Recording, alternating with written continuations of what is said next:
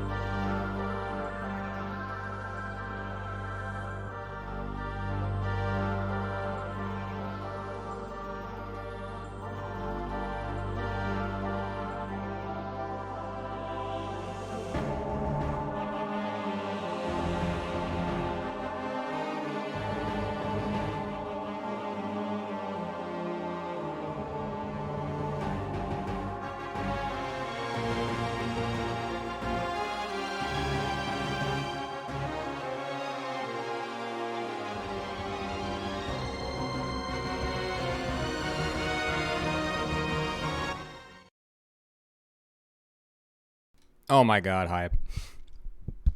It's me. Hello. Hello. We're going to be getting things sorted pretty quickly here. But yeah, we're doing the RSL qualifiers today, the Asia ones. Unfortunately, not many people signed up. But it is what it is.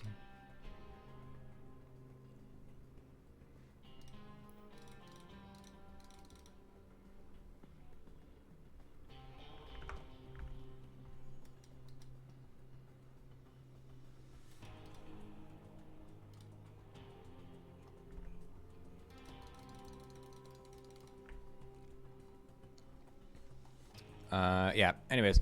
We're going to be doing it with... we're going to be doing it with the state. We're going to hop in a call in a moment to do some stuff. We're also going to try to do this...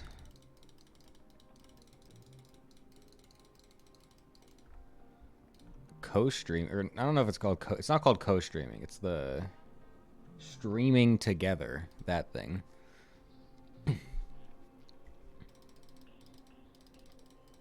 I've never done that before, so I don't actually know how it works. So I think we're gonna even try to set this up. What even is RSL? Great question. Use the command in the chat. Oh. Okay.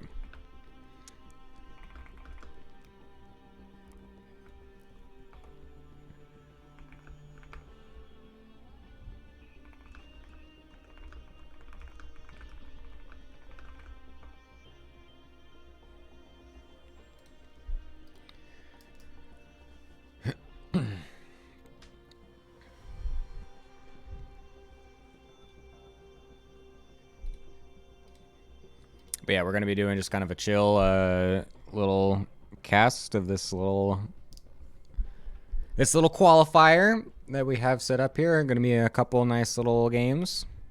How would you rate my chances of qualifying? Well, if we looked at the bracket maybe like 5 days ago, you'd have an incredibly good time. But now, not quite.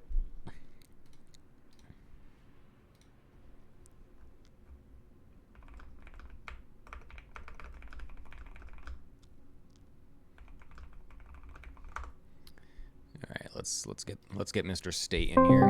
Oh my God, the sound is coming through. What the hell? I'm sorry, chat. I baited you all. You're not getting a call in Discord.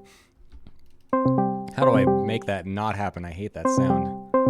Oh my God, it's the worst. Oh my God, I hate this. I hate the calling sound. Oh my goodness. Oh, we got the shared chat. Oh, nice. It works. Excellent. Okay, the calling stopped. Thank God.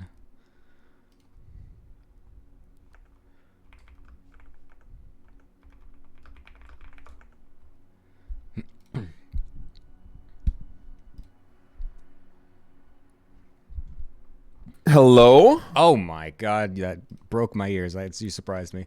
Hello, hello, hello. My bad. Welcome, welcome. All right, I see we got the double chat thing working out here, right? Yeah, I just joined the collaborative stream. I have no idea how this works. Yeah. I turned off like basically everything. Yeah, I I think did it's that literally too. just the chat. Same, yeah. But yes, hello, welcome. How you doing, man? I'm good. I'm a little bit tired from like 3 days of GSL. Also, Good point. I came down with a laryngitis last week, which is like the infection of my voice box. Oh. And so I've been to the doctors 3 times during this GSL season. Oh God. I keep going to like the ENT, like the ear, nose, throat doctor. Mm-hmm. And he's actually a StarCraft fan, like StarCraft 1 fan, but he knows that I cast StarCraft 2. And I'm like, dude, I got to cast StarCraft. You got to fix me up. And he's doing all this like this crazy magic of like spraying in my nose and like spraying down my throat. These medical sprays, and That sounds extremely uncomfortable. yeah. So yeah, I feel like I did a really good job on GSL because we have like the headsets, right? Of like every time I needed to like sniffle, I would like pull up the mic, and I would cover this side of my face, and I would go down like this.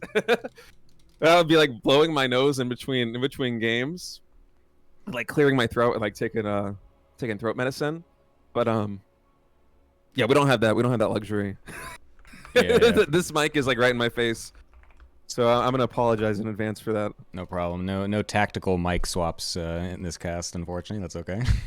I technically do have a mute button, but I am not gonna micro that. That's okay. I can understand that. So we're gonna hop into Rex versus Gerald. I think is the first match, which would be pretty good. Sick. But that means it will be on NA, so we're gonna have to swap over to NA as well. I know. All right. Yeah, I know, but you know, I think it's the best match out of the first ones. Okay. Yeah, all the other ones are kind of mismatches a bit, so this one will be the Give me- most even, I think. Give me 1 second to relaunch everything too. I'm also gonna kill my music and probably switch to StarCraft 1 or something. Actually, is there just a StarCraft Brood War playlist on Spotify that I can find? There must be.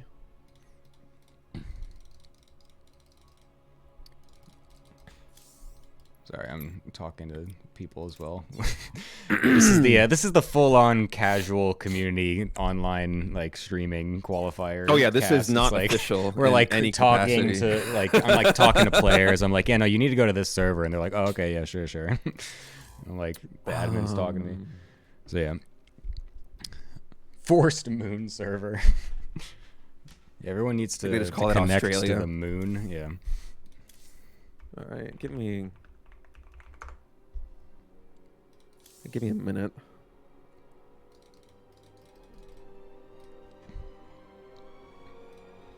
How is this going to work? How can I see the streaming? Oh, there it is. The streaming together going, stats. That's interesting. You said a Asia or America server, right? Excuse me. Yeah, we're gonna go on NA because it's Asia versus EU, so the best will be ANA. Oh, dude, I'm drinking some tea right now, and I just noticed that when I poured the hot water in, the tea bag broke. I just took like the most granular sip. That's nasty. Oh Jesus! Great way to start the great way to start the night. All right, let me go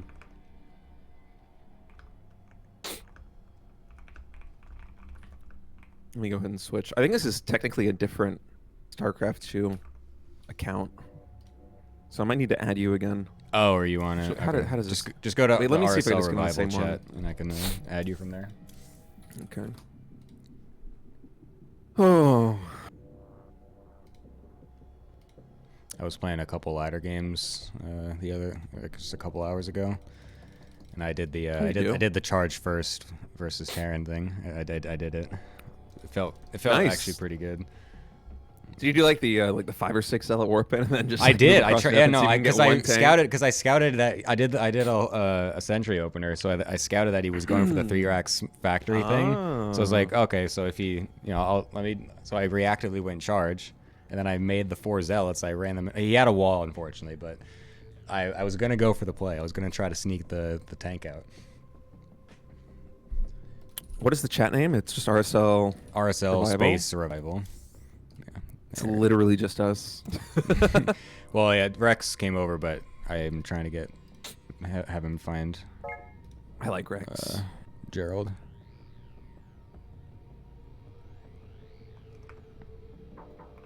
Yeah, I was telling Tasteless in between the games. I think it was like game 6 or game 7. It was like right before we went into the came back from the final break. I was like, dude, I'm gonna skip the ladder for a couple of days because I know like half the PVTs are just gonna be people skipping a starport and going like 6 barracks. Sorry, I'm trying to get Gerald. He's lost somewhere.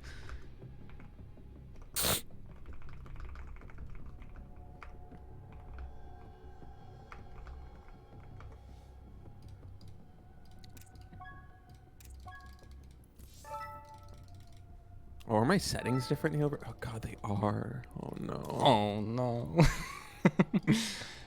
Ah, there's Gerald. Excellent. There we go. Yo, Promethean, what's up, man? Thanks for the raid. Oh, nice. Welcome, gamers.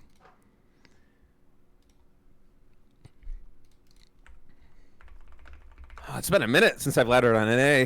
2 years on this account.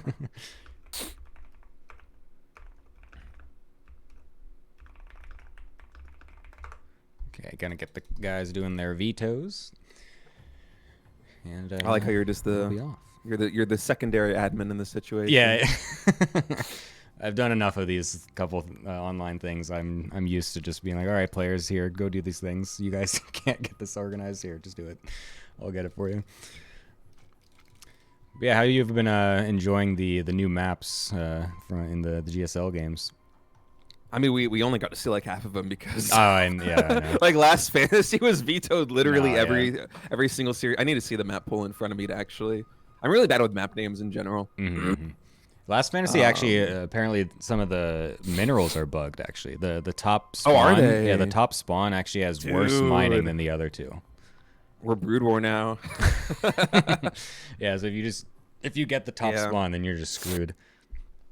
No, I like the new maps. I actually really like torches. I was hoping we would get some more PBZs on torches because I think Classic, I think especially in the qualifiers, if I remember, had some really cool strats where he would just expand into like the pocket bases on the right side, which was fun. But we literally never saw that in GSL. Like I felt like basically every single series was like Ley Lines was a lock, Maganatha was a lock. And then it was either like a coin flip between we're gonna get Pylon or we're gonna get what was it, Persephone, and maybe like in a couple series we got Incorporeal, and that was it. Yeah, even Ultra Love showed its face in like just a few maps. Nice. Yeah, even in my ladder games, I'm like trying to get the other maps, and that's like the ladder just keeps giving me Maganatha and Pylon, and that's it. So I vetoed them not because I don't like them, but because I wanna mix it up. Oh, okay. Yeah. I'm like trying to like veto the ones that I keep getting and whatever. yeah, I don't, it just keeps giving me the same 2 maps. So I still have not played a single game on Torches. I have not played. I haven't played a couple other ones as well. One of these other ones. I haven't played Persephone at all yet. I just played Takamak today. I finally. Oh yeah, Takamak was the other one that we saw in like basically every series. Yeah, I just. Yeah, we never saw Last Fantasy. I think every other map made at least one appearance, but. Mm. I don't know. Blizzard is cursing me. It doesn't want me to play all the maps. It just wants me to play Maganatha and Pylon over and over and over again. I don't get it. Yeah, in the days leading up to GSL, I was laddering on Korea, and like the moment that I played more than a couple games on any map, I'm like, okay, that map is vetoed now. I need to play on these other ones. Yeah, I legit got like. In my first like 10 games, I think I had like 7 Maganatha games. So I was like, all right, I'm just you gotta just not playing this game, this map again for another like week or whatever. Just give me the other maps, please. What's it's Persephone that has the healing zone. I was playing on these maps, and like halfway through, like I said, like I laddered for a couple of days, and I realized on like day 2 or day 3, I'm like, wait, I'm playing way too aggro to actually learn the maps. Like I'm killing everybody I'm either dying or killing them on like 2 to 3 bases. I'm not actually because then we cast a game in GSL where they go to 4 base. I'm like, oh, never seen this late a game on Persephone. It was fun. Do I know the origin of Maganatha? I do not actually.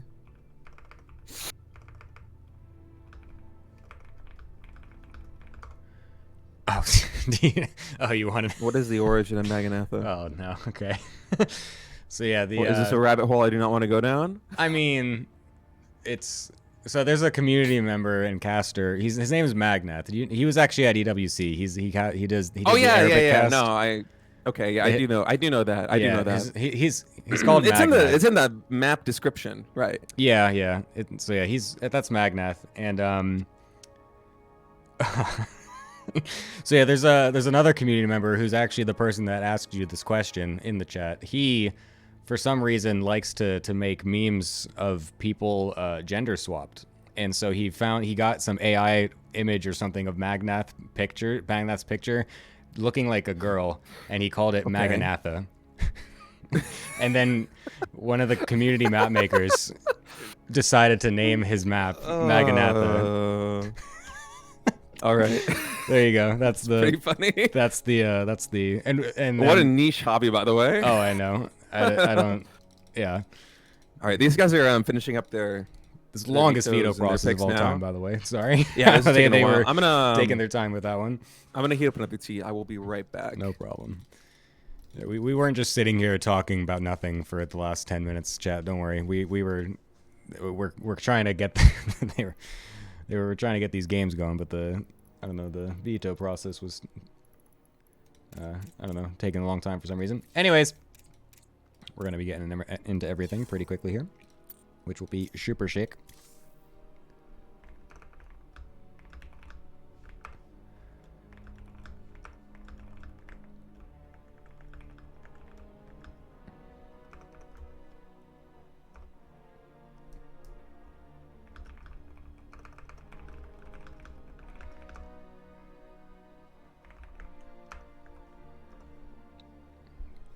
Just making sure we get the servers correctly too.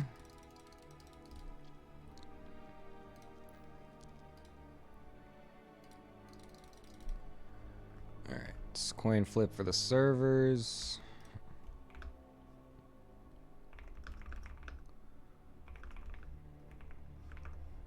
Don't care. Oh, okay.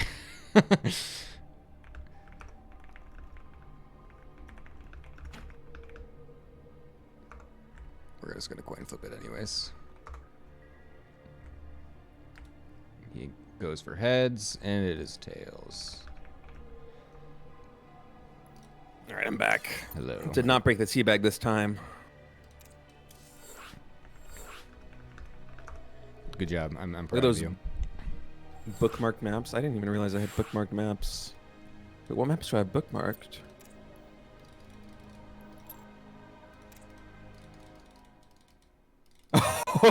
Cloud Kingdom, Daybreak Ohana, Antigua Shipyard, and Tomb Valley, Shakura's Plateau, and Tal'Dorei Malta. All right. Nice, dude. That is pretty sick. That's awesome. Back when I was a kid.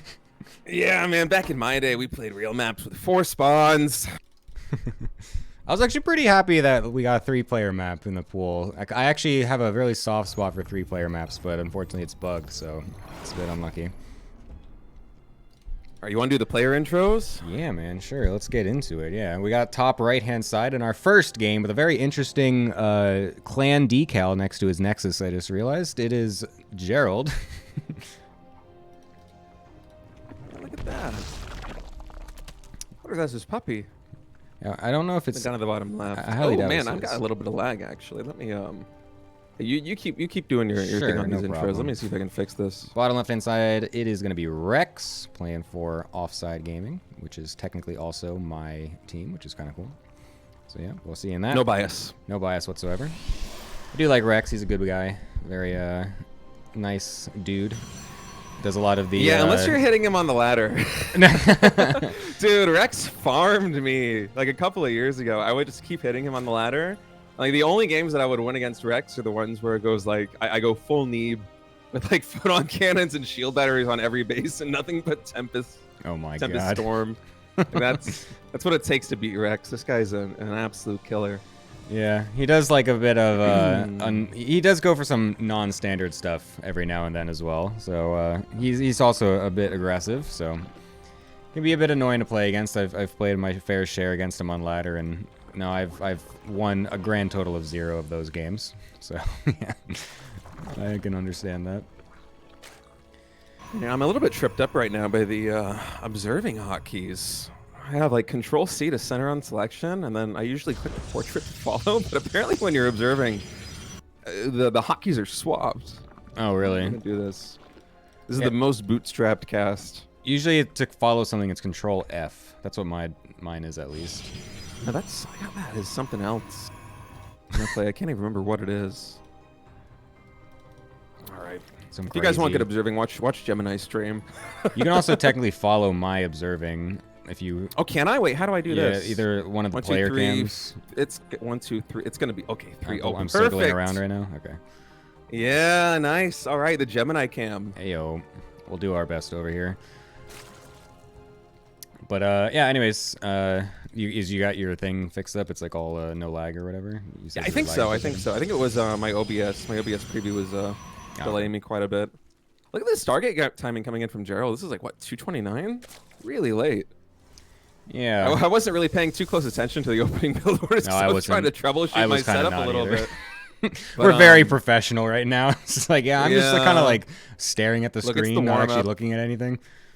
I don't think I've ever actually done an online cast like this where I'm doing my feed. Like if I do an online cast, like say for like the qualifiers for EWC or from some other tournament, we usually have a production team set up, and I'm just tagging along to like the professional observer with the professional UI and everything. It's like casting a like a GSL or any other live event where you just look at the screen and you see what you see and you cast what you cast. So we're in the depths right now. Yeah, this is the real legit stuff. They're trying to go in for the double attack. How many attack. lanes do we have in this third base? One of these adepts going to get taken out. Nice control there by Rex. It's actually a really good read. I wonder if he spotted these with the overlords here in the center of the map, or if he just has a generally good idea of what Gerald's going to be going for. Looks like he's also just going to try to go for a guys. Maybe. I mean, how many lanes do we got? Only 11 on the map. At least the pressure worker cut quite early at 29. I'm surprised at this, to be completely real with you. Where is this Oracle? All right, now coming down to the third base. I feel like lane floods like this are much more of a previous patch kind of style. Like now that energy recharge has been added to the game in the previous patch, we usually don't see people going for this heavy lane composition, at least at the GSL Code S level. Just because like basically everybody's gonna be opening Oracle and PvZ anyway. And 2 Oracles plus the energy recharge, you're never going to be able to do some fancy micro and tax the Oracle all the way down to 0 energy. Like, there will be a recharge available. You're not going to shut down that third base Nexus. So it's interesting to me that Rex played so low on the drone count and actually made like a dozen lings. Yeah, I think he was a bit caught off guard by the timing, because I think Gerald actually went even earlier than normal with the third Nexus. He actually skipped his second gate to get it out as fast as possible. So I think Rex just missed the timing barely to try and screw with the probe to make it and everything. So yeah, a bit unlucky for him, of course, because obviously those Lings have now done basically nothing, as they basically just scout that there is a third base and a bunch of Adepts ready to deflect the Lings. So can't get anything done. +1 on Blink now, starting here for Gerald. Now, I wonder if he's going to be going for the kind of 6-gate Storm style that we're seeing on 3 bases a lot on the Korea server, or if he's going to be doing something a little bit different. I feel like Blink and +1 maybe just a touch late in this game compared to some of the more recent PVZs that I've cast, but let's move. Oh, maybe not the Adepts going into third base. That is ambitious. That's a cute little corner, though. Look at that. They're like barely getting hit by anything. Kind of nice. There's a lot of queens, though, so it is a bit of a lot of damage coming back out as well. What a cute move, especially with the Oracle coming in on the top side right here with the stasis trap, and also that Void Ray on the high ground, really abusing the fact that Rex, like, yeah, he has 6 queens, but they're not in the best position. Although, oh no, the Void Ray. It was cute until it wasn't. Yeah. It was cute until he lost almost all of the units. Yeah. What's that? 3 drones and 12 Lings. Not the most insane damage, but it's honestly, you know, not bad. It's something. But losing the Void Ray for it does make it feel, it gives a little bit of a sour taste in the mouth afterwards, to be honest. That Void Ray can still be very useful in later parts of the game. You could even rotate it over to the 4th base and pressure that a little bit, since there's not much creep spread yet. It's not finished or anything, so there's always some room for that. But honestly, pretty decent for Rex to keep his drones mostly alive. He got that transfuse on the Queen as well to keep it from dying from the Void Ray. And yeah, just an overall pretty decent defense. Oh, we have a Dropper Lord also being morphed here. I wonder what that's going to be for. Oh, we do. I like that move coming in from Rex. Honestly, it feels like Rex is in a really good position. That was a clever tactic that Gerald had coming into the third base like that, with the Void Ray on the high ground, the 4 Adepts behind the mineral line. But realistically, Blink and +1 only just now finishing. He hasn't really been able to get any value out of the Blink Stalkers. He's going to be a little bit active on the map right now, but we only have 2 Oracles. One of them just popped, so it had to get remade. We're doing a Queen walk with the Dropper Lord as well. Yeah, Storm is going to be done in time for this. In total, how many, 3 Templar on the field?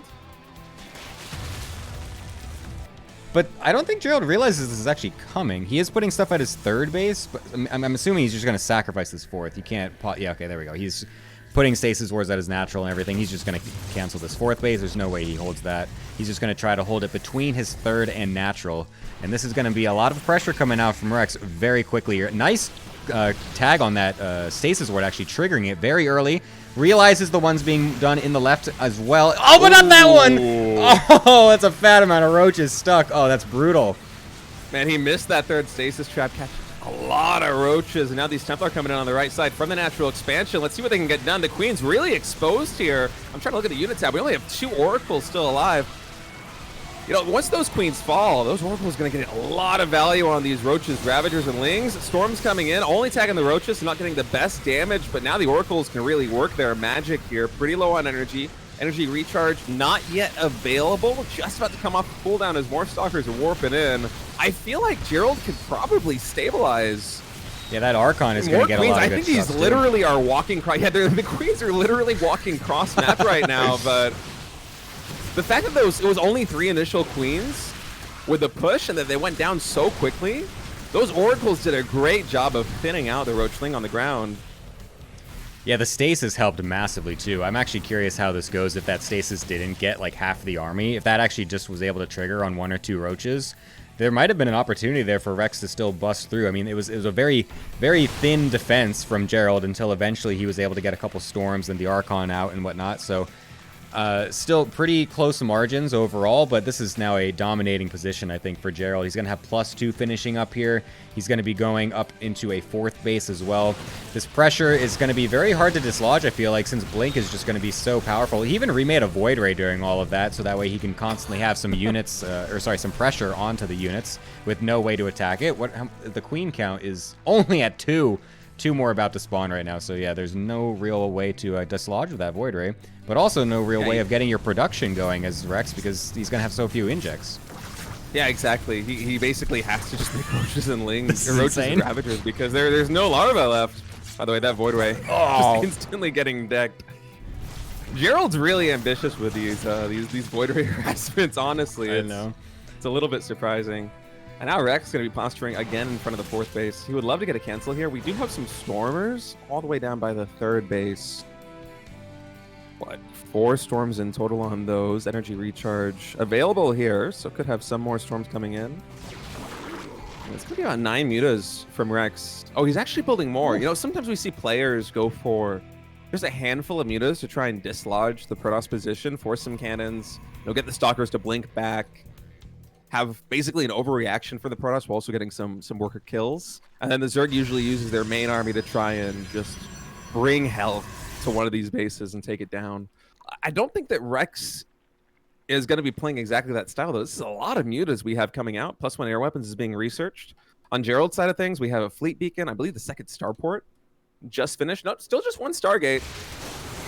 Now, Roaches, Ravagers, Lynx coming into the 3rd base. Storm's mostly just catching the Lings, but we have so many Stalkers that Rex just has to retreat from this position. The Zealots coming in down here on the right side are going to spot this huge flock of mutas. Phoenix production is starting. He can get Phoenix range. Yeah, that is getting research now here on the fleet beacon. It's actually kind of convenient that he went for the fleet beacon at that time and then just immediately spotted the mutas. Just go right into the Phoenix range is very nice. But the mutas will get in before any of the units are really ready. A couple Blink Stalkers were able to morph, but not much else. The first Phoenix is going to die. Oh, unfortunately, Rex not realizing the rest of the Stalkers made it back. A big Blink underneath them will be able to kill some of that. And 12 drones are going down on the opposite side to that Zealot run by. And the mutas even getting stuck on the top of the map here. Huge shots going off. These Zealots are finally going to get cleaned up, but plenty of damage done. It's kind of funny that we were watching the mutas that entire time, but the thing that was going up on the left-hand side was the drone death, not the probe one. So unfortunately for Rex, that didn't quite work out the way he was looking for it. Yeah, I'm kind of surprised that he's committing to the mutas after seeing Phoenix and the fleet beacon as well. They're in the main base.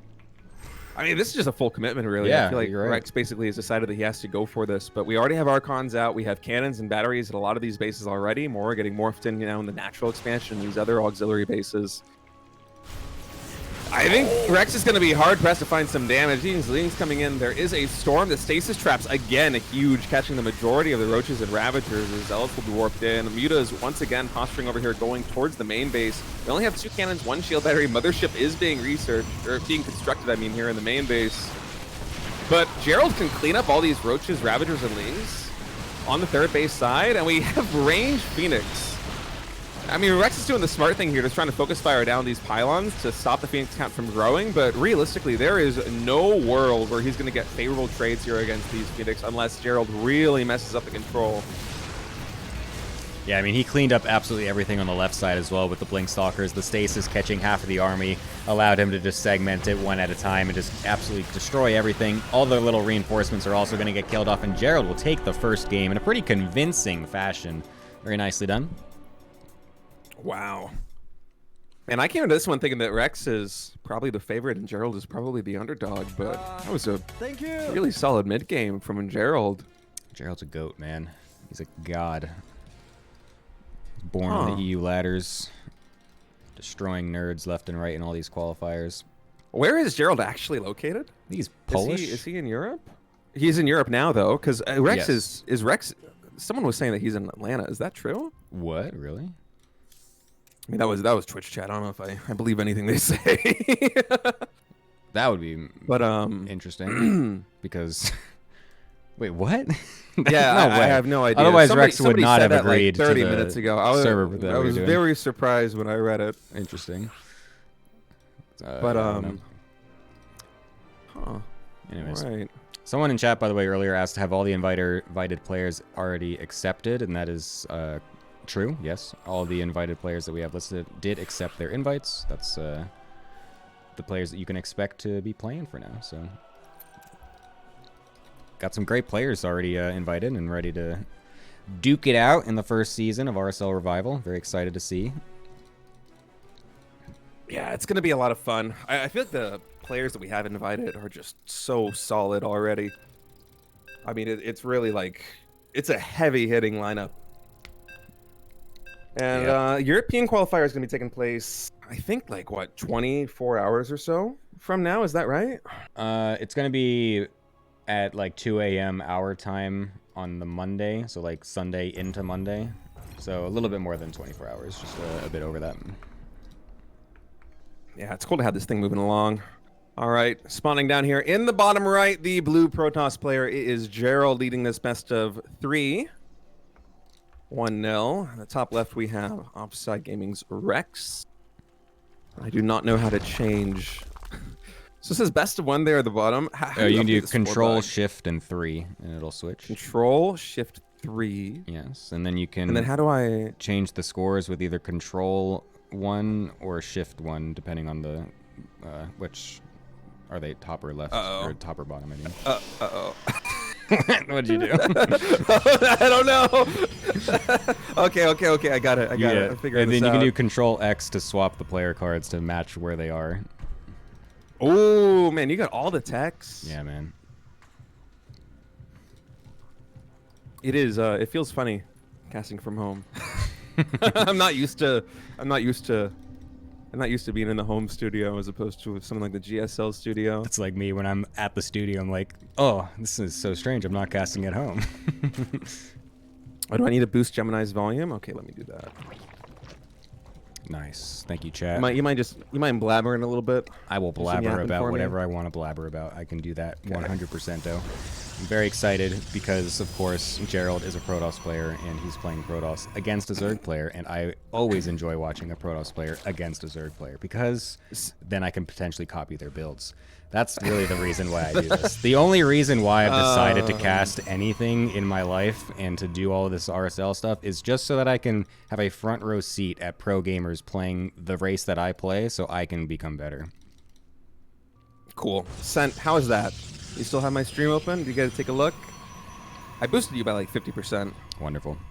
So I'm hoping that's right. Is my blabbering It's enough? hard for me because I'm trying to I'm trying to set up like kind of a monitoring system where I can hear myself speak at home, but I think I don't have the tech. I don't actually have the hardware to do this appropriately. So needs to adjust the casting volume. I just did. Is it still too quiet for Gemini?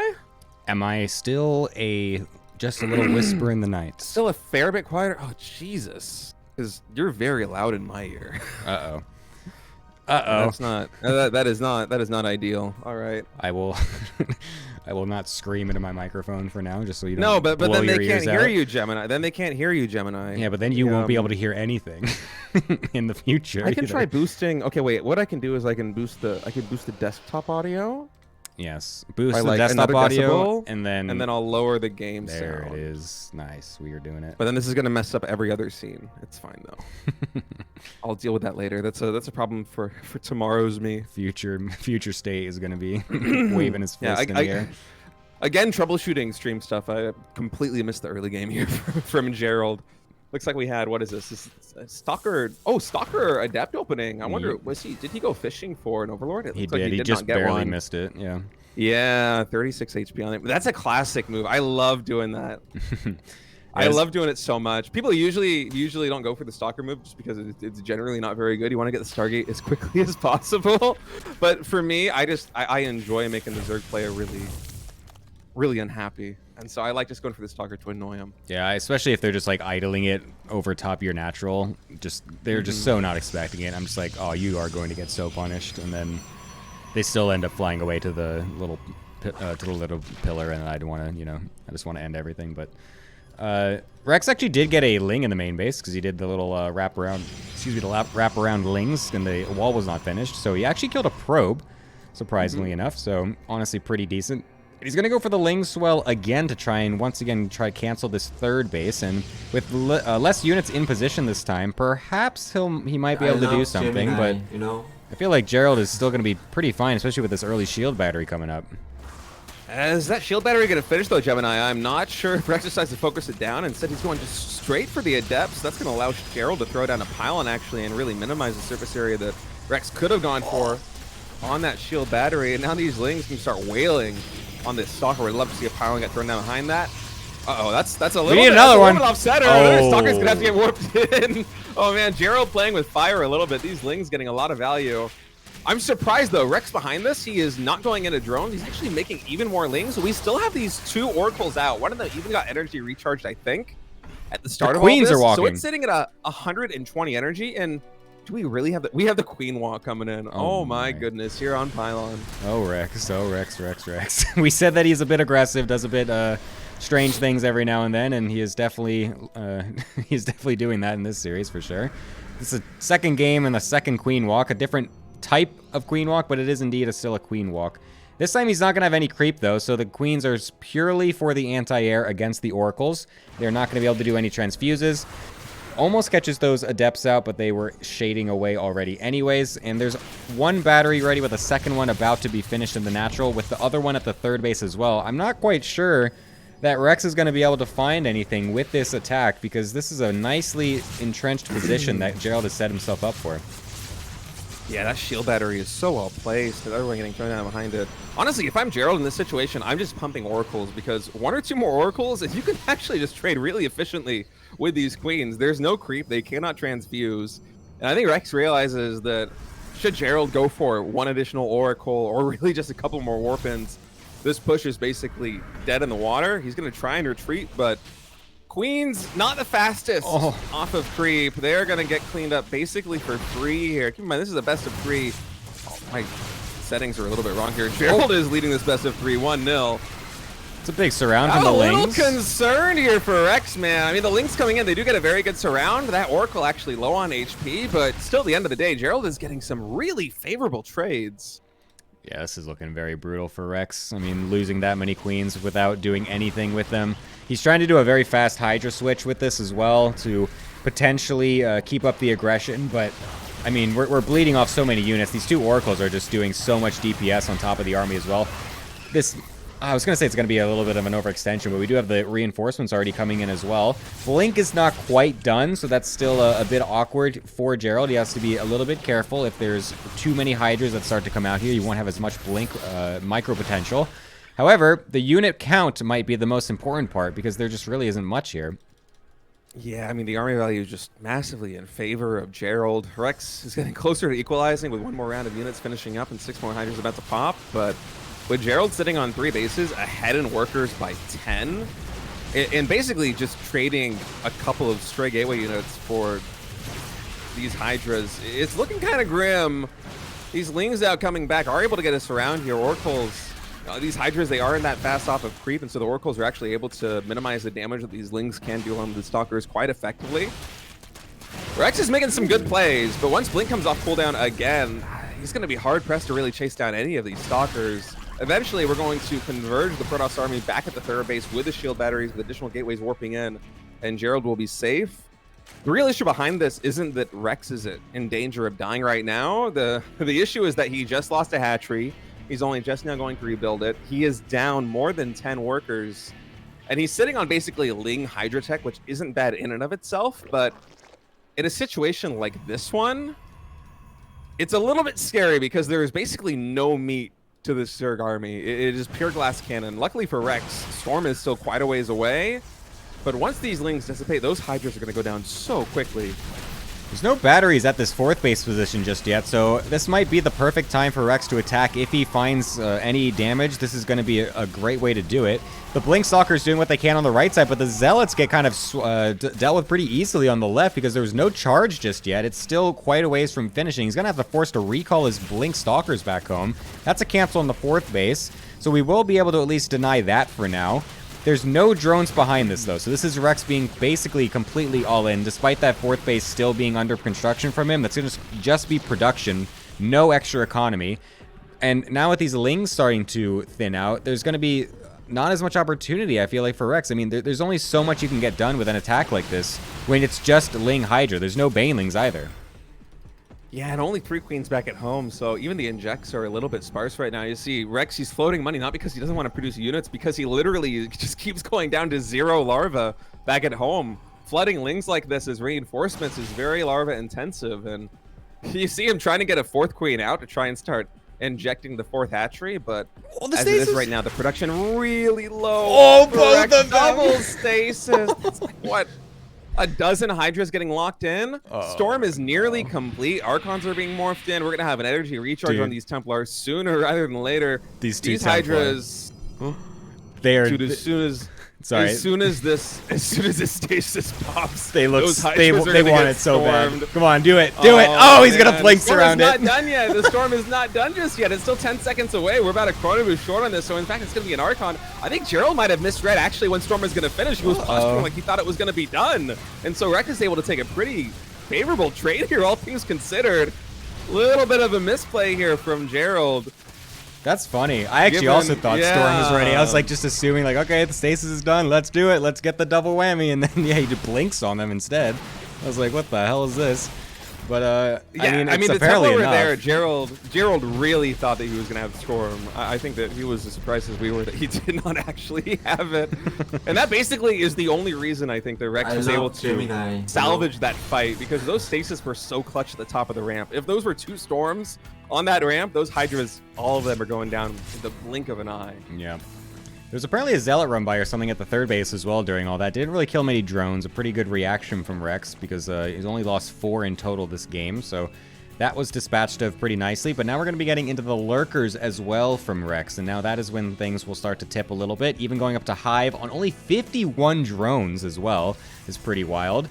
But we will be going into the Hive Tech Lurkers eventually. And the question is, will Rex be able to stay alive to get that tech going? Because it does take extra time, of course, for those Lurker upgrades to finish, and the Hive is only halfway done itself.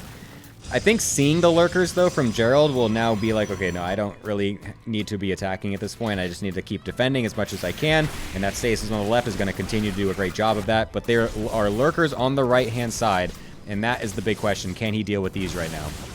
I mean, they're only Lair Tech Lurkers. It's a big difference between Lair Tech and Hive Tech when it comes to that range and how much damage you're able to deal out because of it. Just the way the splash damage works. And that's why Gerald's just not too afraid to come in. There isn't even a lot of support for these Lurkers on the ground, so the Stalker's able to get connections and basically just clean them up. That's a very expensive loss here for Rex, who's sitting at only 56 drones. Another lean counterattack coming to that third base. Gets thwarted by a shield battery and an Archon. Rex continuing to set his sights on this fourth. Surround on the Archon. Somehow miraculously Rex is still making this a pretty close game despite suffering insane amounts of damage earlier on and being sub 60 drones basically all the way through the 12-minute mark. I am shocked that he's been able to make this match as close as it actually is. Yeah, I'm really impressed by the amount of damage he's been able to do. I mean, he even just killed 12 probes during that attack just before. But it is still a very difficult situation considering his army is still very small, and Gerald's got plenty of mobility with these Blink Stalkers. He's going to have a Revelation to deal with these couple Lurkers. More Archons joining into the fight as well is going to be super big. The extra little splash damage is going to mow through these Hydras. The last Lurker going to get targeted down. One more does spawn over to the right.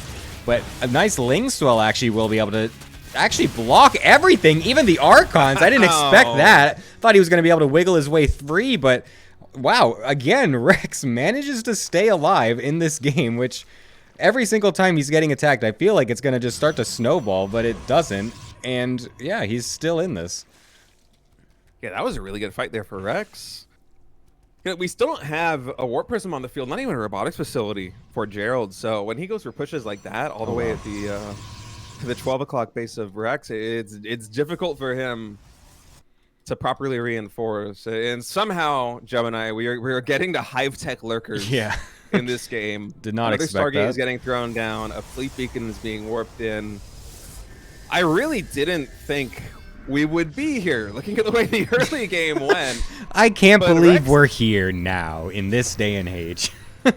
It really is. It really is shocking. And I think Gerald also himself is surprised because you look at the setup that he has back at home. He's only just now finishing +1 ground weapons. I think that he recognized the same situation that basically everybody else did, where Rex is teetering close to destruction. You know, like he is so close to just getting knocked out of this thing.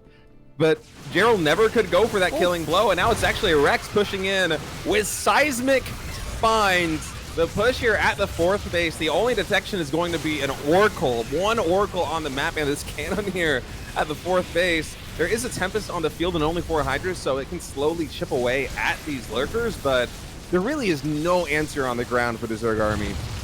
Yeah, these Tempests are going to be critical to deal with these Lurkers, but I mean, when they're this close to your army and into your probe line, it gets extremely awkward for them. One of them is even too far forward and shooting the Hydra, but unfortunately there was only one of them for Rex, so that's not going to do anything.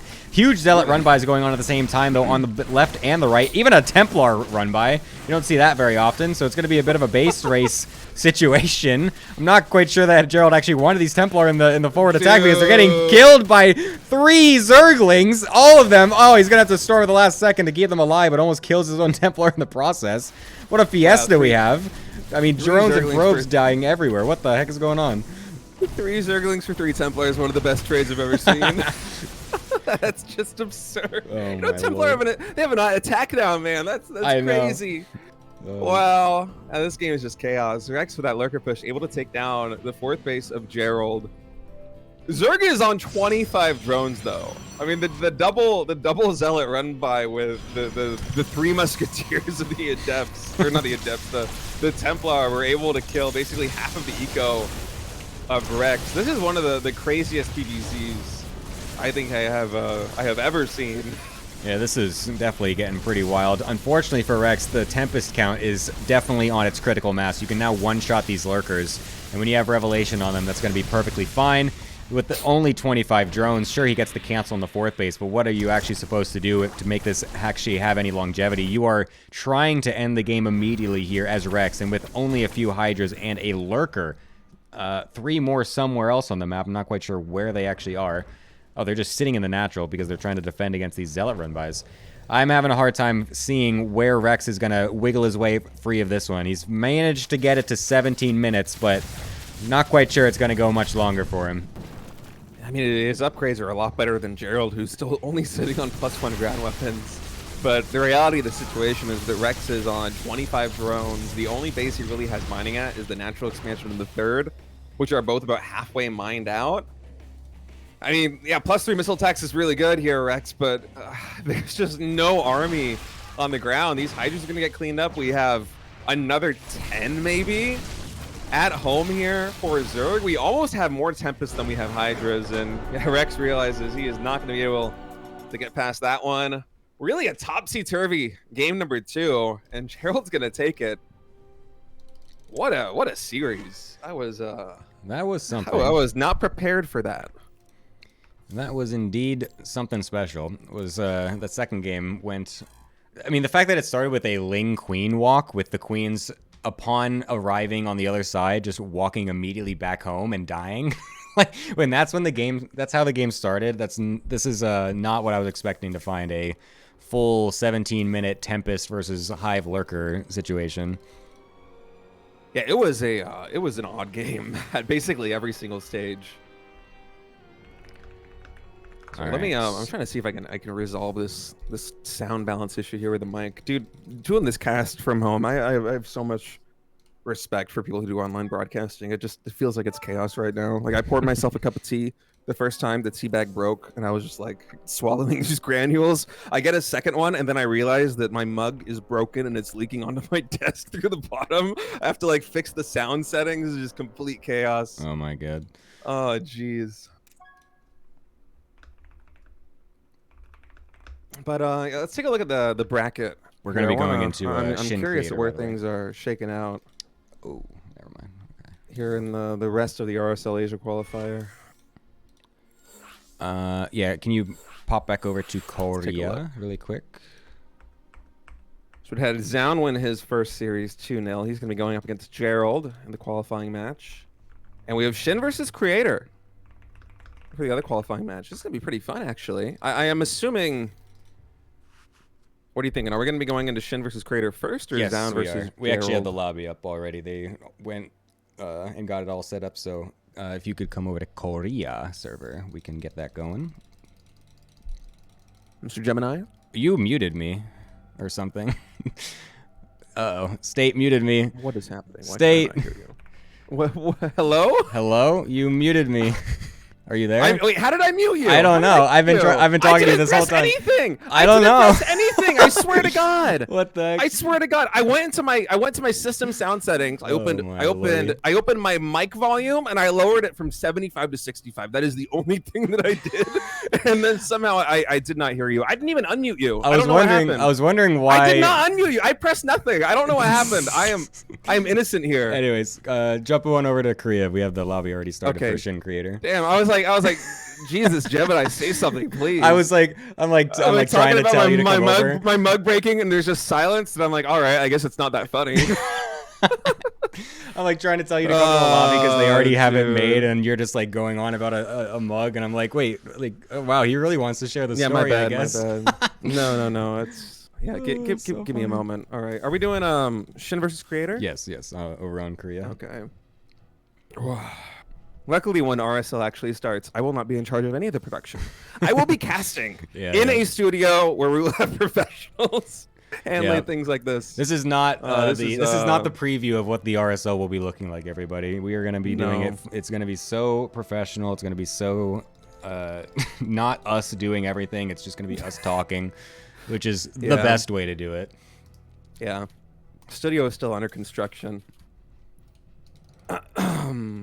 Eventually, once it is all finished, though, in the future seasons, would be pretty cool. We could probably just be doing the qualifiers from our studio as well, which is kind of that would be nice. The whole point of doing this. It's kind of neat that we'll just be able to host stuff from our own studio all the time, which is like just I don't know, it's just like a crazy thing to think about. Like, I've never had my own studio, like, to just do stuff in for StarCraft. It's pretty sick.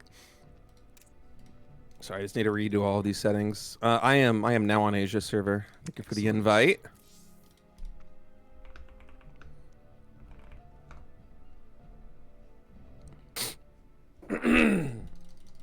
All right, dude, I'm stoked. Creator versus Shin. This is gonna be awesome.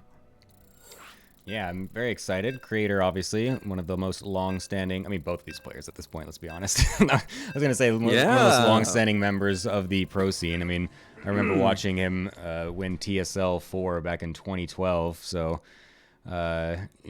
even nowadays, 11 years later, here he is still kicking. Shin, I mean, has well been in it for basically probably the same exact amount of time. I'm not exactly sure when he started.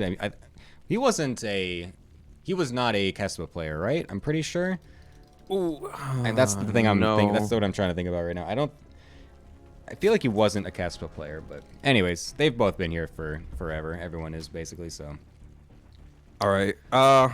I made a slight mistake. I don't have the proper overlay set up. Guys, go to Gemini's stream for the observing.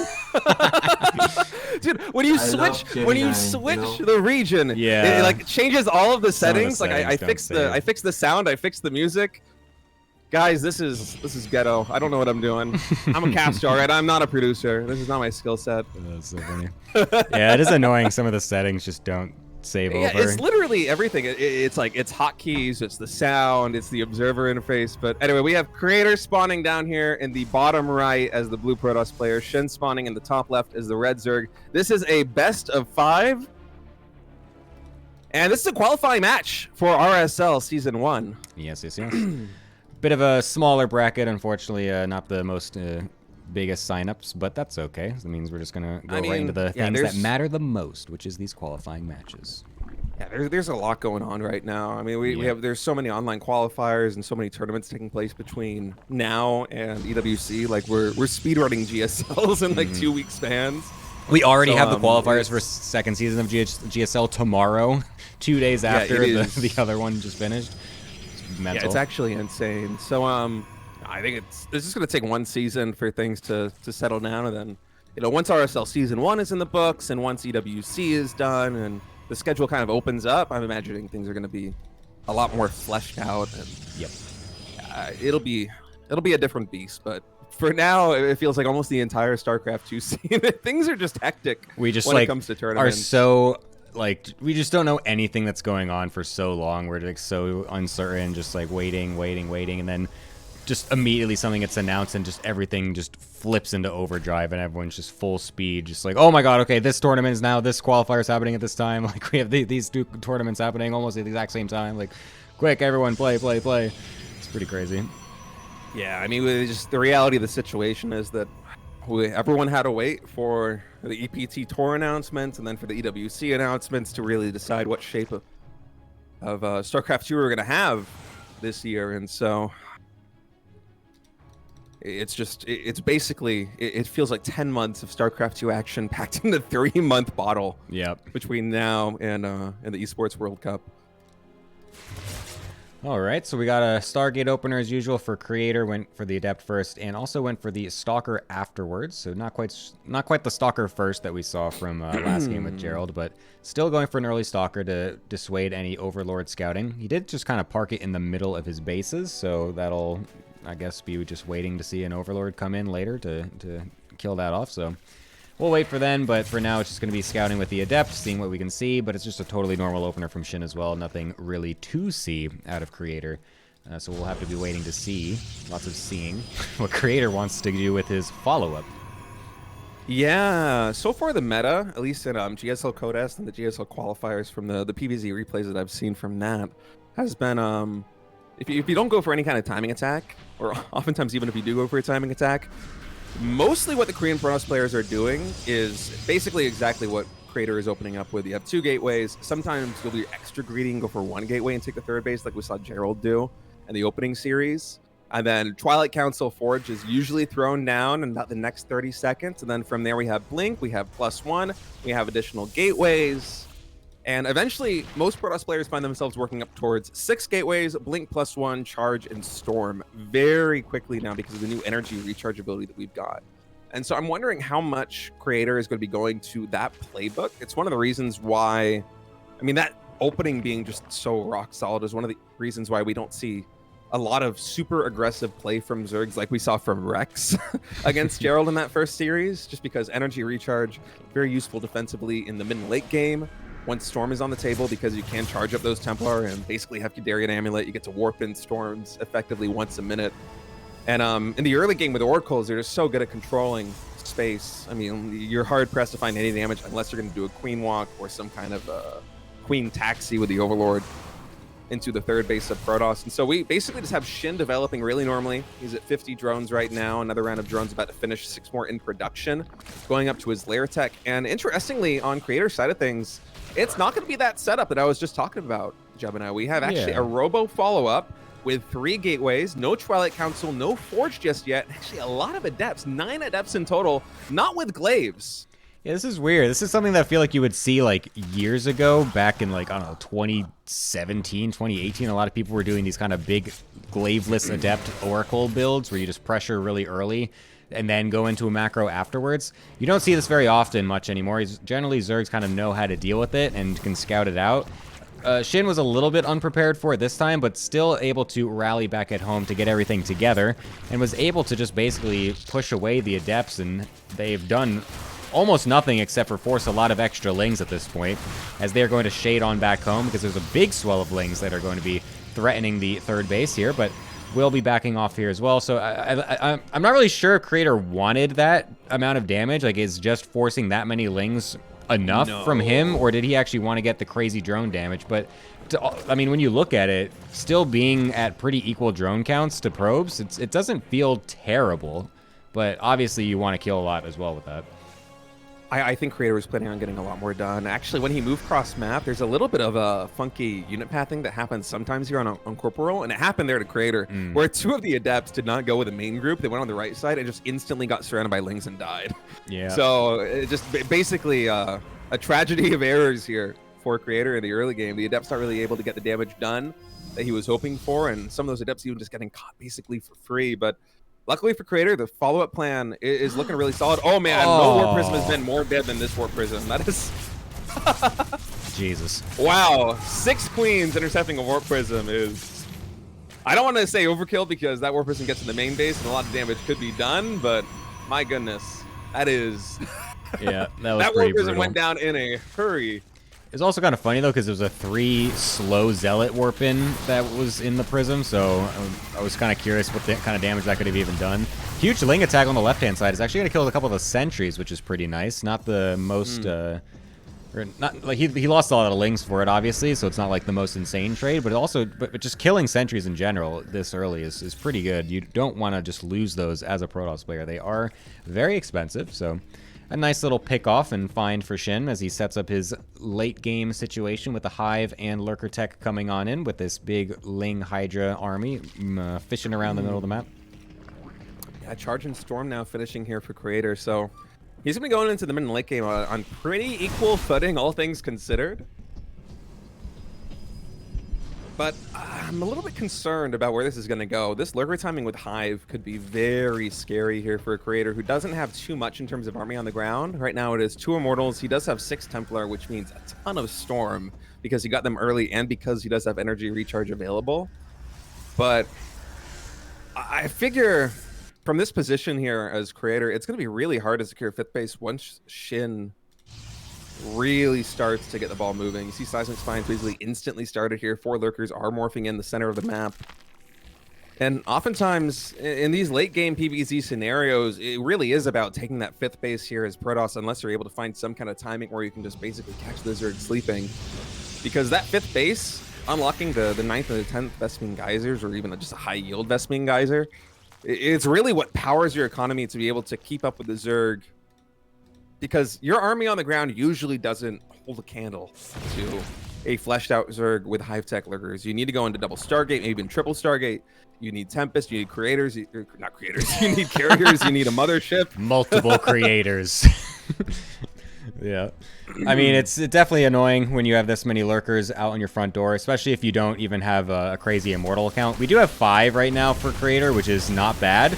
Although he is kind of all wedged up in his natural here, which makes it kind of awkward to actually get all of his Immortals attacking, because these Lurkers are able to just siege the front of the wall before the Immortals can get anywhere close in range, and they're all going to get funneled into this little tiny choke point. Thankfully, the Gateway dies. That's honestly a help for Creator at this point, allowing those Immortals to potentially get a better spread. Shin trying to go in with multiple different angles with his left side army as well, but just going to slowly inch it forward with these Lurkers. This is a great attack from Shin, and he's got so many more units banking up to continue this attack. And now we're even going to be able to jump on top of the Immortals, which are all super low HP. This is looking great for Shin. Yeah, man, being able to break down the door here at the 3rd base. Both the Robos right here. The Immortals getting taken down. The Gateway units trying to get on top of the Lurkers here on the left side, but there just isn't enough firepower. Another round of Warpins is going to come in on the Protoss 3rd. Another Storm drops, but these Lurkers, they're tanky. The Protoss army is so clumped up over by the 3rd base. And man, this natural base is going to fall. Shit is going to take a game 1 lead. That was very decisive. That was like a whole bunch of nothing really happening, and then suddenly Shin's just like, I want to end the game now, and so I will. Just run right into the natural. It was really unfortunate for Creator to have all of his Immortals just stuck in the middle, like behind the wall, I mean, forcing themselves through the middle of that tiny little choke point.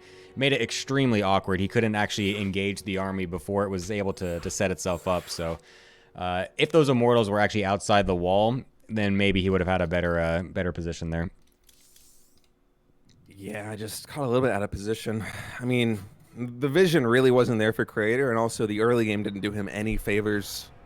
It was kind of a slog coming in from the very beginning with the, 3 or 4 gate Adept timing attack without glaives that got effectively nothing done. Creator just playing from behind and was not really able to get any momentum going. Yeah, a bit brutal. I'm curious how that would have gone if he actually was able to get inside of one of the mineral lines at least. Because that was a big investment. You're definitely looking for more. Maybe if you're playing against, someone my level, then maybe just evening drone counts is enough, and it'll make the Zerg player cry and feel like they lost a bunch. But when you're playing Shin, one of the best Zergs in the world, that's not really going to cut it. Shin spawning here in the top left is the red Zerg. Creator, the blue Protoss on Maganatha. And I'm going to ask you again, Gemini, how do I set the best of 1 to best of 5? Control Shift 5. Control Shift 5? Yes. Oh, yeah. Now you're a production god. Man. I'm getting there. You probably wouldn't believe it, but a long time ago, I actually worked some local LAN events in California when I wasn't playing as an observer. Oh. Wow, how I have fallen. I'm so much, you so peaked much worse now. way long ago. Yeah, That's that was a long time ago. I mean, that was back during Wings of Liberty, I'm assuming, right? Yeah, that was like Wings of Liberty. That's before we even had any of these fancy UIs and everything. You just had to press the little nameplate Control-N, and then you just sat back and didn't do anything.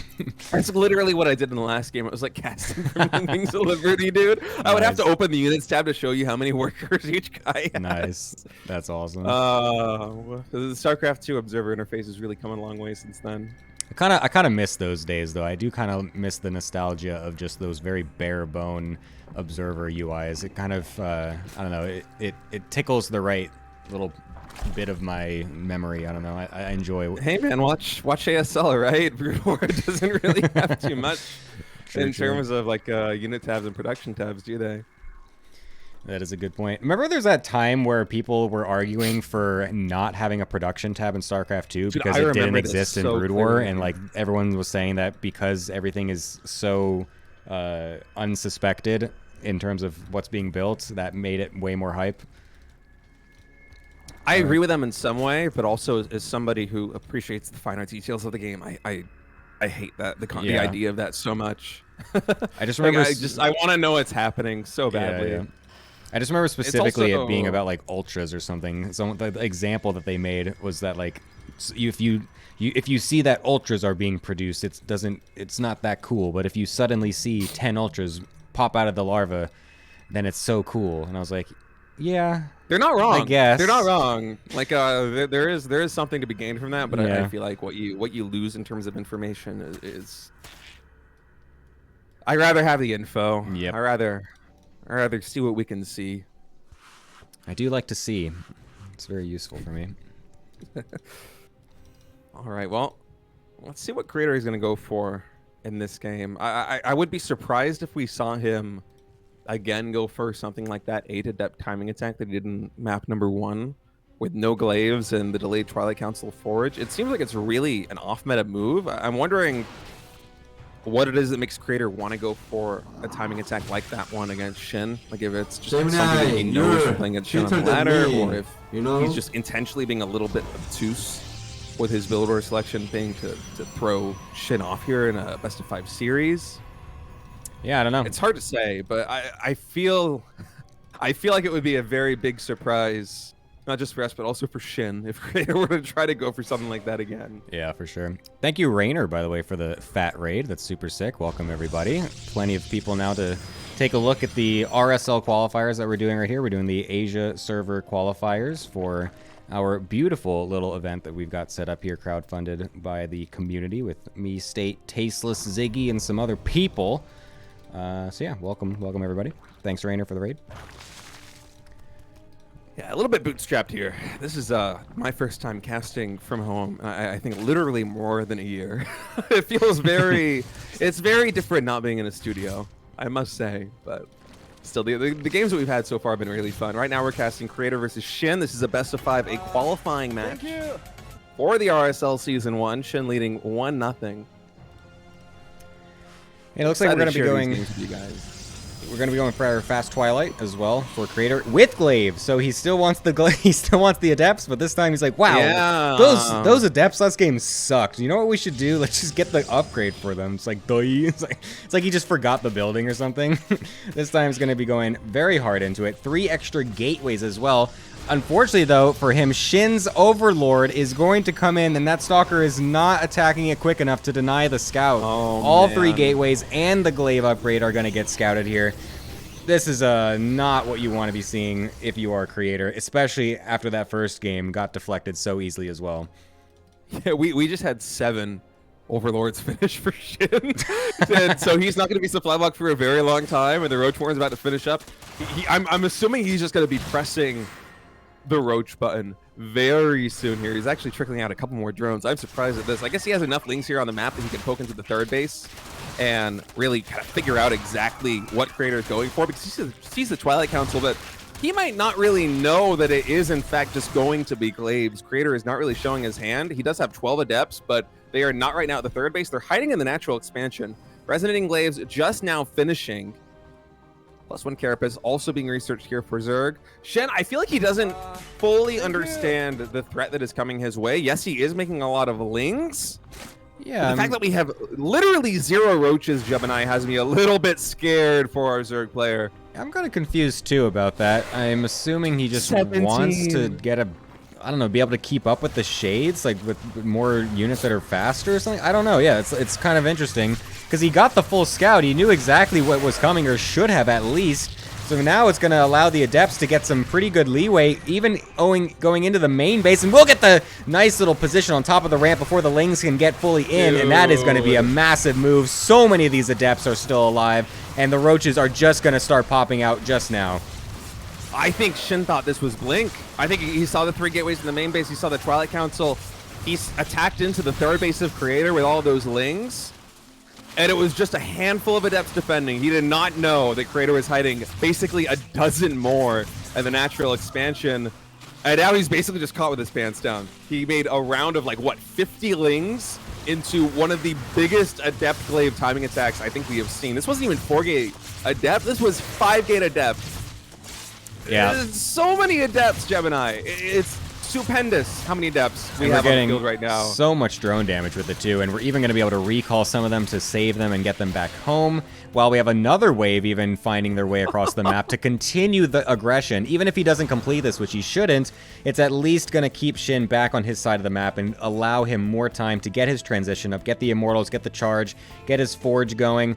This is an excellent opener. We're at 45 drones as Shin, slowly trickling out a few more. This is a terrible situation, and this is the type of damage that obviously Creator wanted to see last game, but the build he's chosen this one set himself up much better to actually achieve that goal. Yeah, he's actually going to be gearing up for a timing attack, I think. Shin is in such dire straits economically that he's basically forced to drone up very heavily right now, and Creator back at home, he's getting 3 additional gateways, he's building Immortals. We're probably going to see a Warp Prism coming in very soon. Charge is getting researched, +1 ground weapons is getting researched. All of this might culminate in a timing attack, either at the 3rd or the 4th base here of Shin, that could be catastrophic for the Zerg player, because the army values, although they're even right now, I feel really confident in Creator's position. You know, a ton of Charge Zealots with +1, with Immortals, with a 2nd row even being warped in. Should Creator decide to go for a timing attack like that, it certainly has killing potential, but we actually see him going into the Templar Archive, so we'll see if he is going to go that way. Creator, really, he can play this game however he wants to. He can choose to, you know, go into the mid and late game with that advantage of having reset Shin down to, like, what, 45 drones on 3 bases just a few minutes ago. He can go for a timing attack. It's really up to him. We'll see how he's going to take it. For now, he's taking a 4th base. He's getting a Templar Archives. The 2nd robotics facility is done. And he's playing a really Immortal-heavy composition. Yeah, I do like it, though, because he's obviously going to be playing against a lot of Roaches from before, and then those Immortals are still going to find value, even if we eventually go into Lurkers as Shin. So I think going for the double Robo Immortal is a great way to play it. Could still get a nice Prism pretty early, too, while not cutting into the Immortal production. He's going to just have a super beefy army that just really, it's difficult to break into as a Zerg player. And I think it's going to do pretty good for him, especially because he's going to be up in economy this entire time, too. All he has to do is defend. He just has to make sure he doesn't lose an insane amount of economy anywhere, and he's going to be totally fine. And he's even going to just push the issue himself, because Blink is getting pretty close to done. He's got 4 Immortals in this army. This is going to be pretty big of an attack, but honestly, Shin, he has been cutting drones this entire time. Has been going for army instead. I'm not quite sure Creator actually expects this big of an army out of Shin, and it's a massive surround that he's trying to set up as well. This arc that Shin is going for is massive. We only have 3 sentries, so there's not much force field available. The Roaches and the Ravagers there on the right side going to try and force away some of this army. Creator, he's trying to intercept them with a handful of Immortals and Stalkers, but that just means less DPS on the front line. And Shin, dude, this is such a sick fight. Basically a full surround. This is actually crazy. The fact that he isn't actually, I mean, Creator is actually kind of surviving through this up until now. Oh my god, I cursed it. Caster curse! I was saying he was actually kind of doing okay getting rid of the Lings, but the reinforcing ones ended up closing the deal. Oh, I think Creator misread that game, man. I think he expected Shin to just be totally macroing up and playing defensive and just trying to slowly get to a late game situation, but he was, I think, also kind of preparing for his own all-in but Creator unfortunately triggered his first and gets caught by the opposing all-in. That was an insane game. I really thought that Shin was gonna be basically dead to rights. As soon as those adepts came in, we had what, 17 adepts clean up. The kill death ratio was like 5-1. Those adepts traded so efficiently. Yeah. Shin's worker count got thrown all the way down to 45. And behind it, Creator, it felt like he could basically play whatever game he wanted to play, but somehow just the stars aligned for Shin, and he was able to navigate his army composition into basically exactly what he needed. Roach, Hydra, Ling, and get this beautiful, immaculate surround on Creator's army as he pushed into the 4th base and somehow turned that game around. Shin now leading this series 2-0. Match point in this best of 5 to qualify for RSL Season 1. Yeah, that was a tilter, I would say, in terms of Creator's mentality, I would say. And he's also known for someone to be a bit emotional, but that is not a game you want to be losing. That is a game that you want to be getting that early damage, and you're just like, okay, this is a nice, solid win. Let's move on to the next. And unfortunately, he's managed to have it slip through his fingers. So we'll see if he's able to rally back this game and find his way into a series, because otherwise he's going to be totally out. And he's the one spawning on the bottom right-hand side of Pylon. Spawning on the top left is going to be Shin. Dude, I'm so bad with the observer hotkeys. I tried centering with Control-C, because that's how I center when I'm playing, and I just open up the APM tab for no reason in 40 seconds. Like, look at, guys, look at how cool Shin is. 580 APM. Nice. Observing and casting is really a skill in its own right. It is an art form. I have so much respect for the people that do this. I'm just going to tag my camera back onto yours. Nice. I'll do my best to not jerk all over the place with my crazy movement. I try to keep it as smooth as possible, but it is also difficult when you're casting. It feels like you're... Especially when I'm like... I don't know, like as a player... Oops, I put the wrong score. Nice. We're all just like terrible me. Like this. Yeah. What was I saying? I just totally lost what I was actually going to say. What was I talking about? How I think you were going to say that, like, you know, when you're casting, sometimes you might get tunnel vision. Oh, no, yeah. As a player, it's like you are used to just watching replays, and you just like have your own little habits. You're like, you know, like jerking the screen around really quickly, just like selecting everything, like, you know. Yeah, I did not change my scroll speed. It is still like 70%. It is absurdly fast. Yeah. It's we always would watch a Home Story Cup, of course, and whenever the pro is on the desk or on the couch, that is, then they end up on the observing PC, and we're all just like, oh my god, get the pro player off of the observer cam, please, no.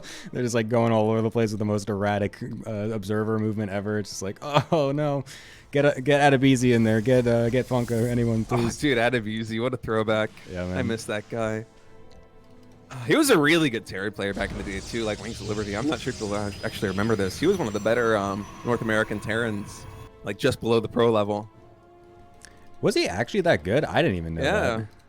Yeah, I mean, he wasn't like the kind of... like everybody back then was really struggling to make a name for themselves in A&A, right? But he was like right up there with a lot of these semi-pros. Like he would take games off of some very good players. I remember actually all the way back in the beginning of Wings of Liberty, before I was... like on any pro team or in a clan or anything like that, I was actually practicing with Adebisi a fair bit. Nice. Yeah, one of the OGs. One of the OGs. But it's true. Observing is really, it is an art form. I'm looking forward to RSL Season 1 when we have our own professional observer. We have a producer sitting at the production desk, and we can just blabber on about the game and not have to worry about any of this stuff. Yep. We're going to go for a double Adept pressure this time out of Creator, switching it up from the Adept Stalker that he was doing the other 2 games. Doesn't quite complete that shade, doesn't want to get surrounded, but it will at least force a few more Lings from Shin and threaten any type of shade completion. Going to try to go for a Creep Tumor. Always feels nice to get that. I actually suicided one of my Adepts earlier today to try and do that in one of my ladder games, and that felt really bad, so you don't want to do that. Creator, thankfully... I was going to say... thankfully, we'll get out with both. Gemini. Yeah, how did that go for you, buddy? Oh, right, no! Oracle now going to be joining forces here with these Adepts. Shin was able to pick off, I believe, one of them. And we'll see what Creator's able to get done. Second Oracle now coming in. Third base being thrown down here for Creator. He's also going up into, is this the second or the third gateway? Just the second gateway. So really standard opening here for Creator. He's been leaning very heavily, excuse me, on the Adepts these first couple of games here in PBZ. And it does feel, from my perspective, to be pretty off meta. Like, even now in GSL, we will see players mix in like a 4-gate Glaives build in one game of like a best of 3 or of a day of PBZs, right? But it feels a little bit unusual to see the super adept-heavy play that we're seeing from Creator so far today. Game number 1 we had, I think, was a 4-gate adept build with no Glaive, so it hit basically a tempo faster than Glaives normally would, and it really got nothing done there against Shin. Shin was basically able to ride the momentum from defending against that push all the way to a victory in match number 1 in short order. And then in game number 2, Creator opted for something a little bit different. He went 5-gate adept with Glaive, so it hit much later, but it hit with like 17 adepts. He set Shin back so far back in economy. It was like 45 drones, entire mineral lines had fallen, so many lings got traded out. We thought the Creator was going to be in a fantastic position, but then the transition just really didn't come through for the Korean Protoss player. And so now here in game number 3, I'm a little bit relieved to see Blink as the follow-up for Creator. Creator for a very long time has been one of these players that just has fantastic Blink micro in Korea. And so I'm very happy that we're going to be having him play something that's a fair bit more standard than the Glaives build we saw in game 1 and game number 2. Yeah.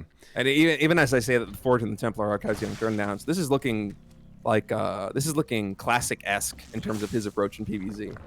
He's going to try to go for a couple stasis wards in the main base. Shin just barely reacts in time. We'll be able to throw those away, so very nice. Pressuring the front with the Lings as well a little bit. Even going into a Spire is interesting from Shin. So we'll be going for a good old Ling Hydra into Muta. A good old HOTS build. Haven't quite seen this in some time. Oracle's also finding their way back in as well. We'll get a couple more drones. Oracle, Creator's been very good with these Oracles so far. He actually killed a Queen earlier as well. He was able to get a lot of drones in between. He's got 5 drone kills in total with these two Oracles. So pretty nice harass, and it will be a Zergling Flood, and I'm assuming a couple Hydras coming out with this as well to perhaps do a little bit of pressure. Yeah, I'm wondering what we're gonna see with this Spire coming in from Shin. A lot of the European Zergs like to go for maybe like 8 mutas in total, and just send them into the main base. Actually, hold that thought right now. As these Lings coming in, are you going to go straight for the surround on these Stalkers and the depths? Oh, Blink's not done. Fantastic surface area. Yeah, Blink is only just now finishing, and basically every Stalker is going to fall, even with the Oracle assist. I mean, talk about a win here for Shin. Oh, that was a pretty favorable trade, evening up the resources lost quite a bit. And that's just going to go straight into a Muta switch. He's not even going to go for Hydras first. It's Mutas first. And after killing that many Stalkers with your Lings, that's going to be making him feel very good, I'm sure. Does Creator start to put 2 and 2 together? Because he did not see any gas units yet. Only the Lings. It might be kind of a little bit of a tell so far that there might be gas being invested elsewhere. But he might just be assuming it's going to be a normal Hydra attack, eventually into Lurkers. I don't think you're expecting a very fast Muta play like Shin is doing in this game. It's definitely not the standard play to be going for this. And so this is going to be a lot of Mutas finding their way into the main base, and Creator will be completely none the wiser. Yeah, these Mutas are going to get a lot of damage done. We already have about a dozen of them working their way across map, going to be moving into the main base. No shield batteries, no cannons. Blink is done, but after that initial surround, there's only 5 Stalkers, and now the Muta's coming into the main base. This is the first glimpse that Creator has of these Mutas. Big warping of Stalkers, but the Mutas, they're just going straight for the eco, man. They're focusing down so many probes, and Creator, he's going for the throat. He knows he's not prepared for these Mutalisks. He's going to try and catch Shin in its moment of vulnerability and push the front door. He's taking a long time, though. He's kind of hesitating back and forth in this little middle area, not actually getting anything done just yet. Sets up a couple stasis wards, which will just get triggered by some random Lings, and still has yet to actually attack any point of this army. And he's just going to get surrounded by everything. A lot of storms, though, will be getting thrown out, and that's very nice. We'll be able to shred through these Lings, but the Mutas are actually destroying everything. Not something you normally say every day, as Mutas are not supposed to be the main fighting force, even getting on top of the Archons and getting rid of those as well.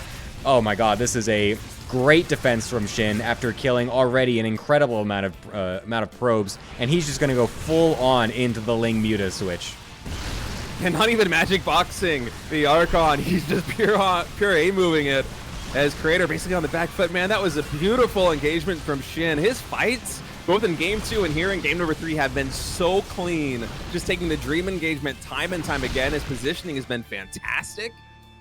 These Mutas, they are very deep in the red, but, I mean, talk about a coup in terms of army value.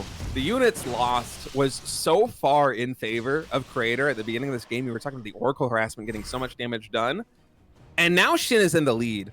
He's at 65 workers, which admittedly is a pretty low drone count, but he has been able to successfully reset the key unit count of Protoss so effectively. Right now, we literally just have Zealots and Stalkers on the board right now for Creator. The first Templar has warped in since that last engagement. We don't even have a lot of static defense here in the main base and the natural expansion at the third. It's just a couple of cannons and batteries at the front expansions and nothing in the main. The Mutas are even taking the fight to these Stalkers. They're going for the probes again. They are getting so much value. It's rare that you see Mutas in this day and age get so much damage done, but somehow Shin is just making this work.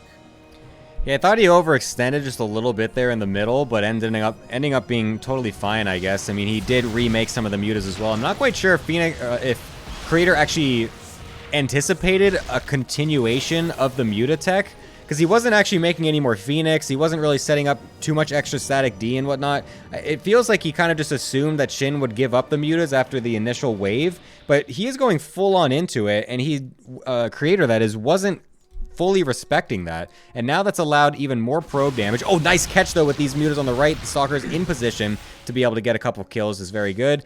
But the main base still a little bit barren, but one Templar coming in with a Prism to be able to throw down a Storm and shoo those away. Very nice play right there. Yeah, that was a nice move by Creator. He needs a couple wins like that if he wants to stabilize in this game.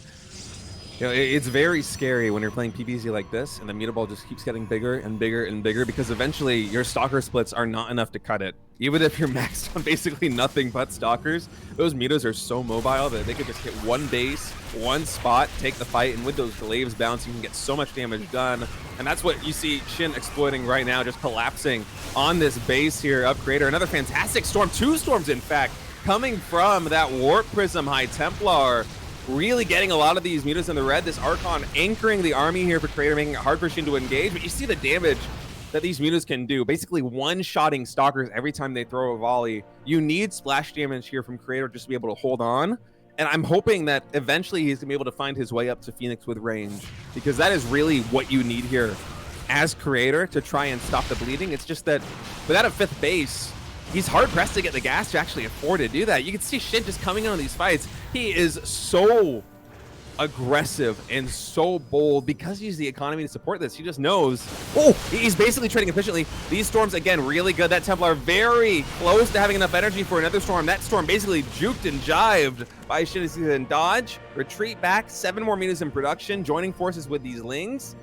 The Mutas are going to heal up. Man, Shin is in a really good spot here, Gemini. Creator, he's making these great plays with the Templar Storm, but we are basically on the breaking point here in terms of unit count. We are at 30 Mutas. Yeah. The upgrades are insane. Plus 2 attack. You can see him one-shotting probably Archons, one-shotting Phoenix, one-shotting Stalkers. I'm saying though, I feel like Creator's actually doing the best he could to really defend this. He's really been doing good with the Storms, doing the little Prism ferrying with the Templar as well. He's got a nice split now with the Phoenix and the Archons in the main base, the Blink Stalkers and Storms on the 4th. He even had a nice setup over at the 3rd earlier. And he's honestly kind of just sticking in it pretty hard than better than I expected. I wasn't really thinking that he was going to keep going on for longer in this game, but the Storms continue to be excellent with this Prism, just bringing this one Templar around. Unfortunately, this means this 3rd base is going to die, though, because this is an entire army of Shin just clicking on it and eliminating. This Muta count is getting absurd. We're at 40 Mutas. That is the most ridiculous thing I've ever seen. He's going to be at 50 soon enough. This is literally like a Heart of the Swarm game. Like, I've not seen this many Mutas in a PvZ in like a decade. This is insane. Oh my god, Gemini, those Archons, they can get huge hits on these Mutas. They're deep in the red. There's a lot of Phoenix here too. Shield battery, Stalkers warping in. These Mutas, if they can get taken out, that is Creator's ticket back into an even game. The Mutas are so low on HP. There is still no Phoenix range, so it's got to be very careful with the micro here as Creator. You can see the Mutas, they're trying to basically stutter step. They're trying to juke. They're trying to break the ankles of these Phoenix. And even the reinforcements actually coming in, they do so much damage. There's only 4 more Phoenix left. The Mutas are still deep in the red. Creator desperately trying to chase them down. The Archon again coming in. But in just 1 or 2 volleys, the Mutas are able to quickly dispatch those. I mean, the upgrades here for Creator, there's no upgrades on the Phoenix at all. They still have huge damage because of the bonus damage onto the Mutas. But the reality of the situation is that this Muta ball, unless Shin basically walks into Storm and Archon, it's going to take a miracle for Creator to be able to stop this ball. It is just so mobile. The upgrades for the Phoenix are simply not there. Dude, Shin has just run Creator around the world at this point. Like, we just watched the most insane chase. That lasted for like 40 seconds. I can't believe that. The Mutas are just...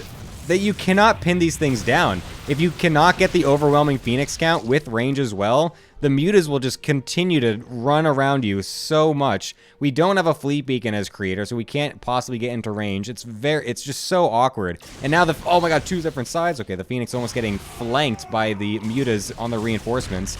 And Creator just wants to send it. He's done chasing these Mutas around. He wants to just go across and do something. And never mind, he's running back now. Yeah, no, I lied.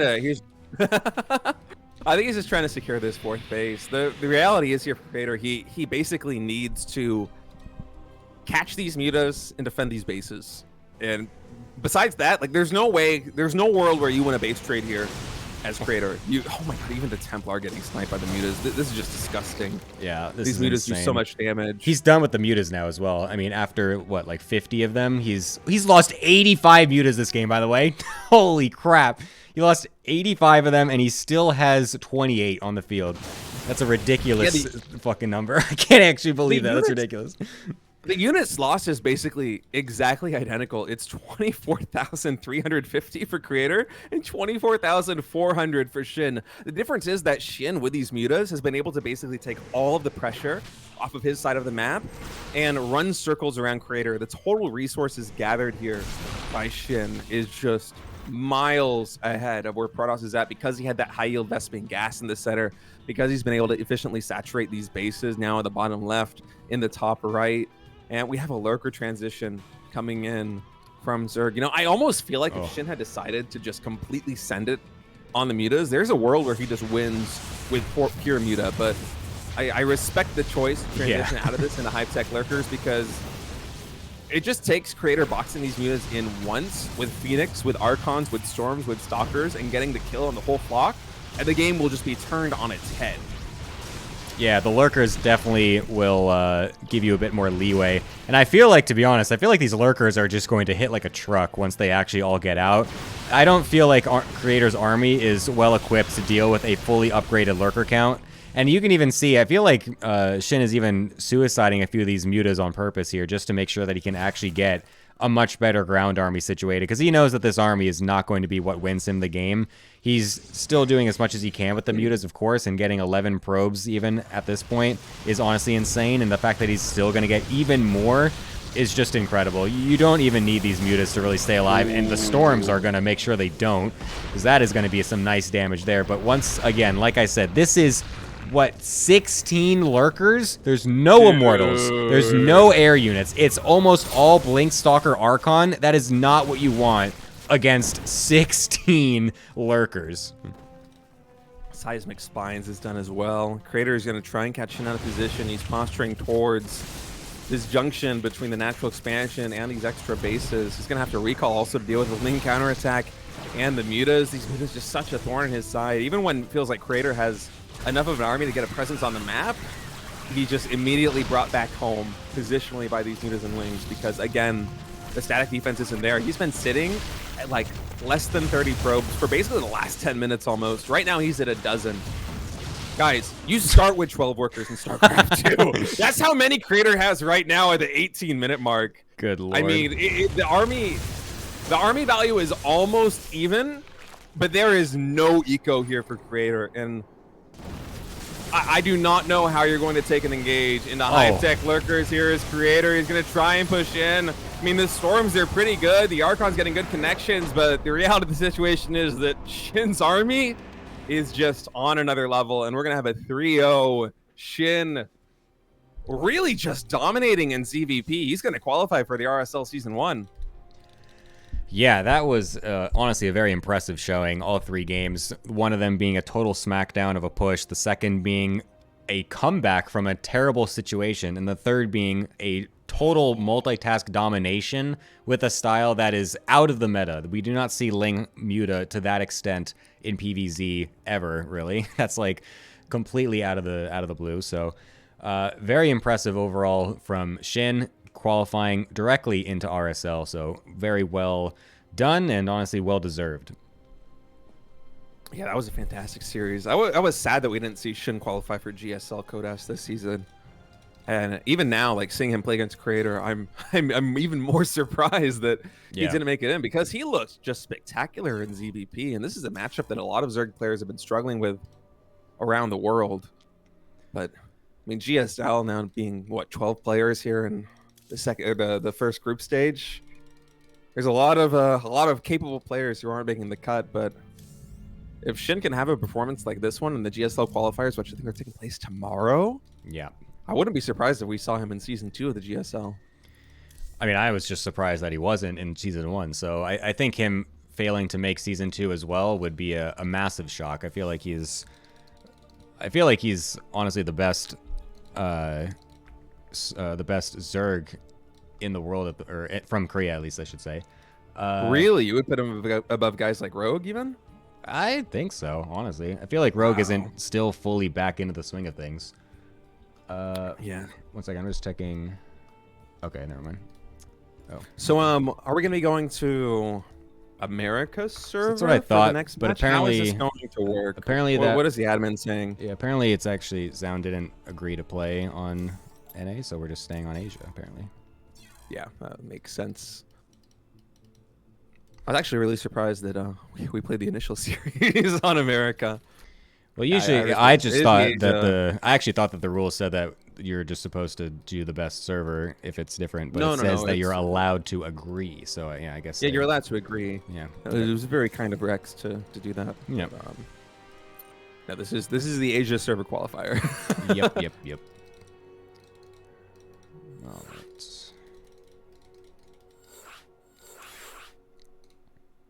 See if I just join right off you. Excellent. Also, if you join the RSL Revival chat, they're just putting the lobby links in there, so you can just click on them, which makes it even easier. Forgot I did that on NA, and now I'm not doing it here. Gerald with the 1200 MS ping clan tag. I like it. I love it. Hey, if Cannon can do it, you can do it too. Well, yeah. All right, Gerald is saying that if he determines that it is unplayable with ping, he's just going to give a walkover. Hopefully that doesn't happen. I'd love to see him play it out, but yeah, I would too. Oh wait, I think I accidentally. Oh, oops! I fat fingered that. Let me join back peace in. The F out. in a rage. Like if Gerald's not playing the full series, I'm not gonna cast. No, I'm gonna try and rejoin. Good. I just I have a trigger finger. Wait, is this? It's not letting me rejoin. Okay. There we go. There we go. Okay. I mean, that sucks for Gerald, but it is the Asia Server Qualifier. Yeah, it is. There's going to be a European qualifier coming in, what, 24 plus some odd number of hours? Yep. I can actually just look on Liquipedia to see when exactly it is in... wait, where'd it go? Oh, yeah. It's 29 hours. There we go. I can do math. 29 hours. I can do basic mental math. I graduated elementary school. I can do it.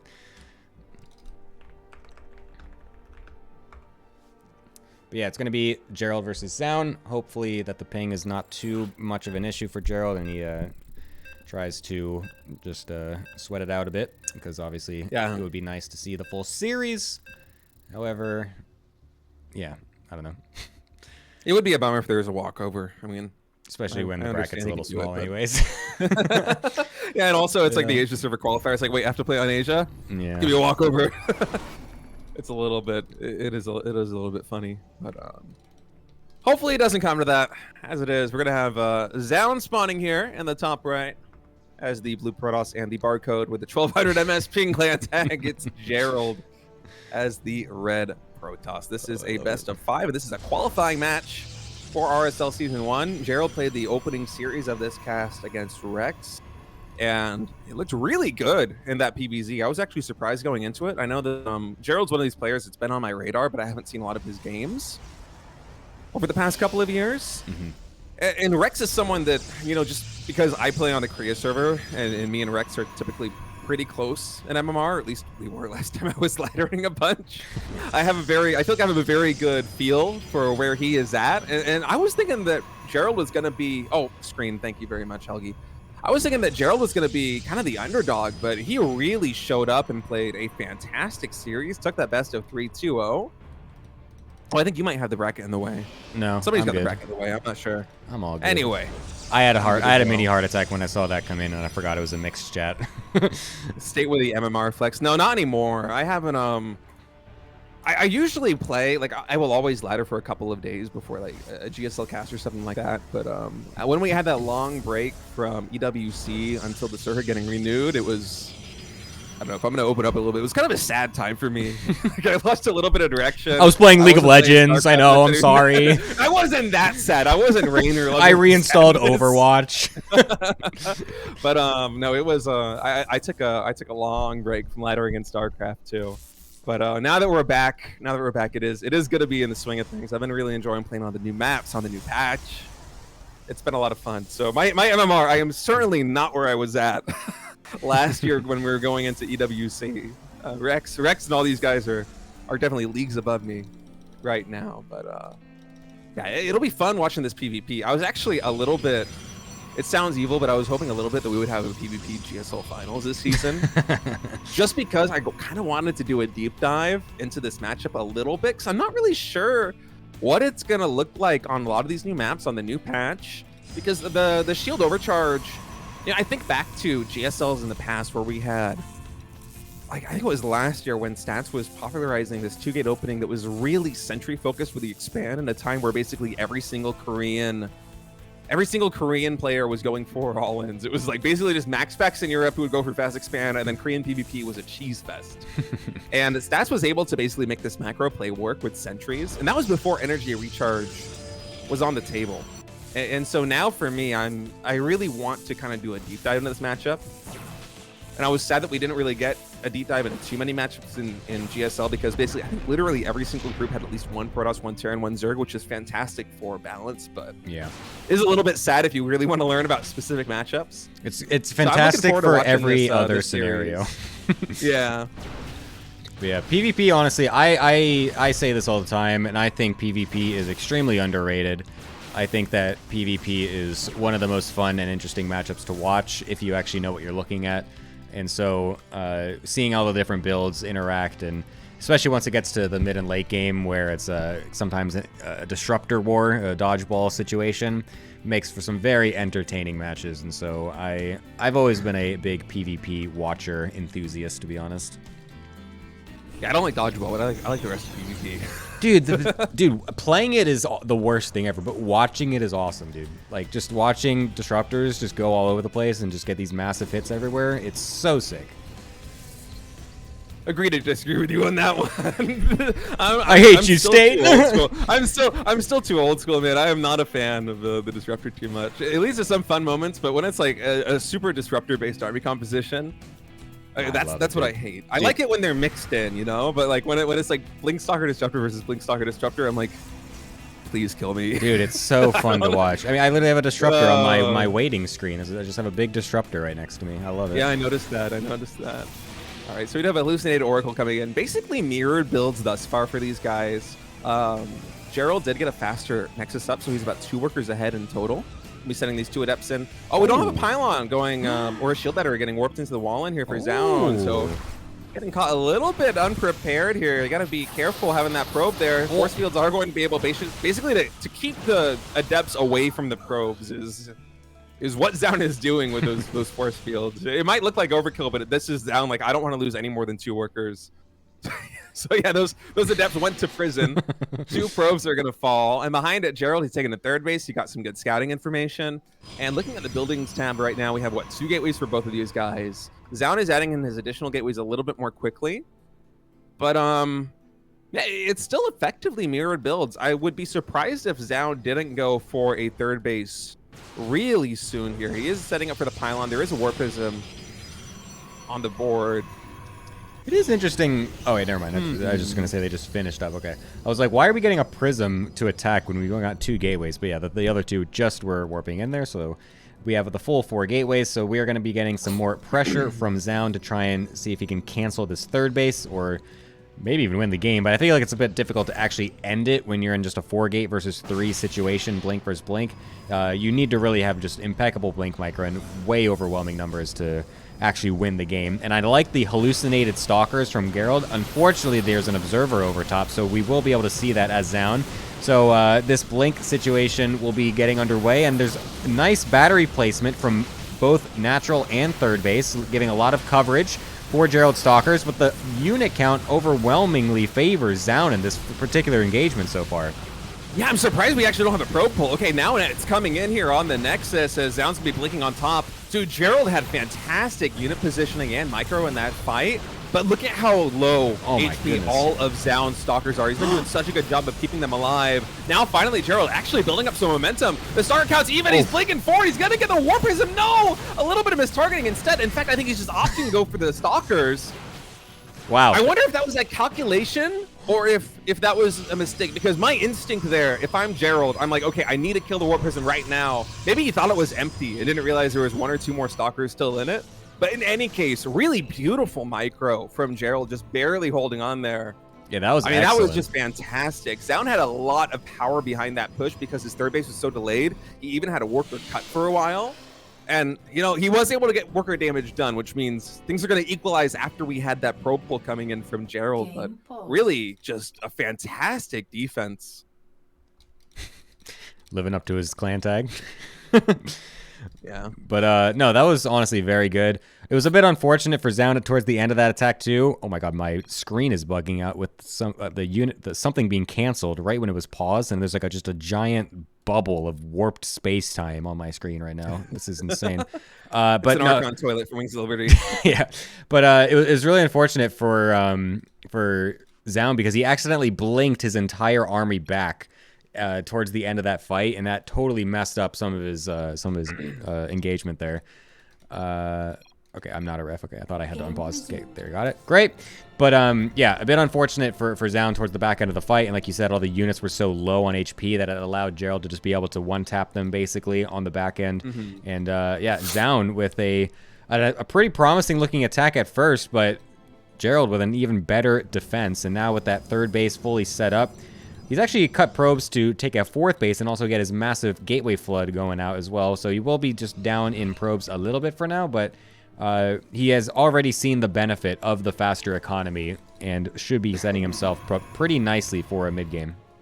I actually don't think this is a worker cut to get that 4th base. I think it's because Gerald has basically decided he's going to be playing 2 gas. He hasn't even saturated the gas geyser at the natural expansion except for 1 probe. He wants to go for a really mineral-heavy style. This was the meta on the Korean ladder for a very long time in PvP. I'm not sure what it looks like in Europe, but playing just basically a super gateway focused style where you have mass units and you only really saturate the minerals on these bases is exactly what we are going for here on basically both sides. There's a little bit more gas income here for Zound, but these are going to be really mineral heavy armies on both sides. Charge now completing for Gerald, charge about to complete for Zound. We are going to have a +1 army advantage here for Zound, but yeah, there's a very good reason why we have just 50 probes here for Gerald. Is because he already has the optimal saturation on minerals, and now he's just going to go pedal to the metal, pure army. Nothing but stalkers and zealots. The Warp Prism is coming in. 10 gateways for Gerald, and here he is pushing the 4th base of Zound. Yeah, zealots already got charged as well. There's nothing here in terms of zealots for Zound. This 4th base is definitely going to get killed off. Even, actually, Gerald's just ignoring it. He just wants to go for the gut and just trying to kill him right now. He's going to go into the 3rd base. There's a cannon and a couple batteries set up. Zealots getting a nice round on the top side of the Stalkers, though. Unfortunately, no force field there to keep those away. And now a supply block even for Zound is going to make it so that we cannot even reinforce, really. A bunch of pylons just finishing up. But this Zealot flood is doing such good work. Nice Blink Stalker Micro from Zound to get him away from the Zealots for now, and even getting his own Zealots into the attack here, and even blinking up into the high ground. A bit of a wild, prolonged fight we have here. 22 probes down in total, as also a Warp Prism is on the other side of the map with some Zealots going crazy. This is a bit of a Clown Fiesta kind of a game, but Gerald seems to be finding his way into a successful situation. Yeah, that was kind of insane. Zound dropped Zealots on the 4th base, killed the probes there, also killed the Nexus, and then had the Warp Prism go into the main base and the 3rd base of Gerald. Behind all that aggression, Gerald just barely warped in enough to deflect the Warp Prism. And on the front door, the army is just absolutely massive. The work count actually slightly favoring Zound, but the saturation way better for Gerald right now. And he's just pushing in, man. This pure army-focused style, barely even saturating the gas at the natural expansion. This mass Zealot composition is getting so much damage done. The 4th base for Zound, I think, is almost definitely going to get eliminated. And Zound, I think he's just going to go for a base trade in this scenario. I think he realizes the writing's basically on the wall. If he tries to just defend this one straight up, he is going to lose. He needs to make this game really crazy and make it crazy fast. And Gerald, I love this decision. He recognizes the situation. He recalls back at home to the natural expansion. And now he's going to try and defend the 3rd. Yeah, this is definitely looking pretty dire for Zound. This is a desperation move on his part. Prism, unfortunately, getting F2'd a little bit far forward, so that's actually really obnoxious, because now Gerald, despite the fact that he'll be able to dissuade this army and kind of push it back, never mind, the game's over. I was going to say he can't just walk across and, warp in immediately. He's going to have to wait for another Prism. Zound just decides to do that for him and leave immediately. That's the second caster curse so far today's broadcast by me, so that's always fun. But, yeah, apparently 1200 ping is totally fine for Gerald here. Let me see. I think my sound balance is still not quite right. I've never co-casted on OBS before, and so this is... My setup is optimal for, like, me. It's optimal for ladder you. Games. Yeah, it's optimal for me streaming ladder games. Gemini is also streaming. I just lowered my own microphone volume. But so if there's an issue, you guys can watch Gemini stream. It sounds like his production is everything's my better stream on his is stream. Simply better. It literally is. I am, dude. The last series that we cast, I had like the Wings of Liberty UI because I forgot to switch to the proper one.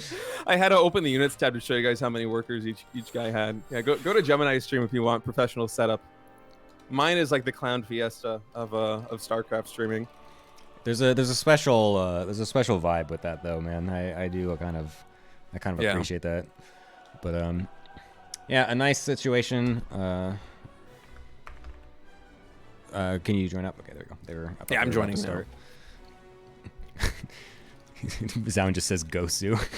I like it. Sounds really nice. I like him. Yeah. Anyway, I did adjust the sounds. Let me know in the chat if you want me to lower my mic even more. I can do that. And we're gonna go into game number 2 here in a moment. Map is gonna be Takamak. Best of 5 qualifying match for the RSL Season 1. And Gerald really making a statement with that first win. Especially after talking all about ping the entire time before that. A massive statement, you might say. Yeah. I'm just glad we're getting good games. I was a little bit spooked when he was saying that he has some connection issues and yeah. All right. Let's see this map, man. I've only played two games on this map in total, and so I need to see more of this. I'm very excited that we will be seeing it. I kind of like it so far, actually. It's kind of just a nice standard map. I am a bit of a white bread enjoyer when it comes to maps. I just, just like the most simple, solid, most boring maps possible, as long as they're very standard and let me get 3 to 4 bases set up nice and easily. I like the crazy ones. You're weird, State. I like the ones where you have an in-base natural expansion that has gold minerals. I hate half gold and half blue minerals. Oh, I hate in-base. What was that? naturals. Post-youth? I love those maps. Post-youth was that I didn't. Every time there's a new map pool, I will at least play every new map once just to try it, and even after the one game, I'm like, all right, no, this is not it. I will just veto it. Post-youth was the exception. I vetoed that the moment the ladder refreshed. I didn't want to play a single game on that godforsaken map, and I'm very happy that I did that. You ever see this, like, I'm dating myself. This was like a meme a long time ago. There's like a shirt. This is like maybe like the early 2010s, where it's like, inside me there are two wolves. Oh, yeah. There's this graphic of like a black and a white wolf like howling on the moon. Yeah. I feel like that's me right now, because when I play on the ladder, I'm just like you. I want the standard games, but when I'm casting, I don't care. Put the players through hell. Give me some interesting maps. Like let's really like pull the rabbit out of the hat. And let's make them both spawn in the same base. Yeah, let's get a Sakatra kind of map here on StarCraft 2. We've never had it. I feel like there's a couple of those like meme maps that have been made over the years where it's just like the smallest map possible, and it's like two bases per each player, but they're like in like just basically right next to each other.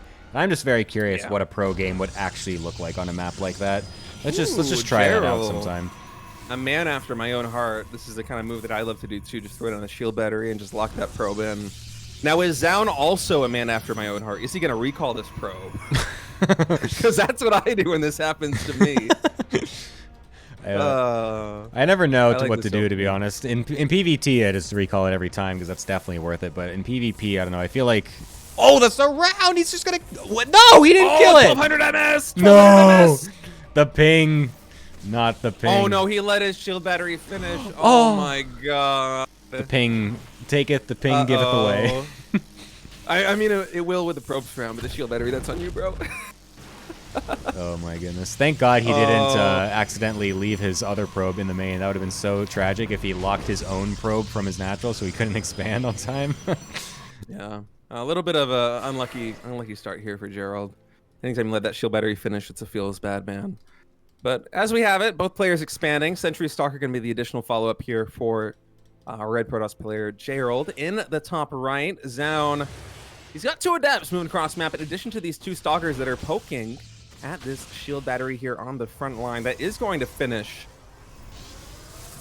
Yeah, I don't think he's going to be able to get much done here. I feel like the probe is already in position as well. We're just going to be waiting on the ping, I guess, if he can actually get that down in time. But hopefully he is paying attention and will be able to block that. So I think from now on, it's the first one that's always the scariest because you're not always 100% sure. And he didn't actually get the scout with the Phoenix to know that they were coming. So the first one is always the scariest.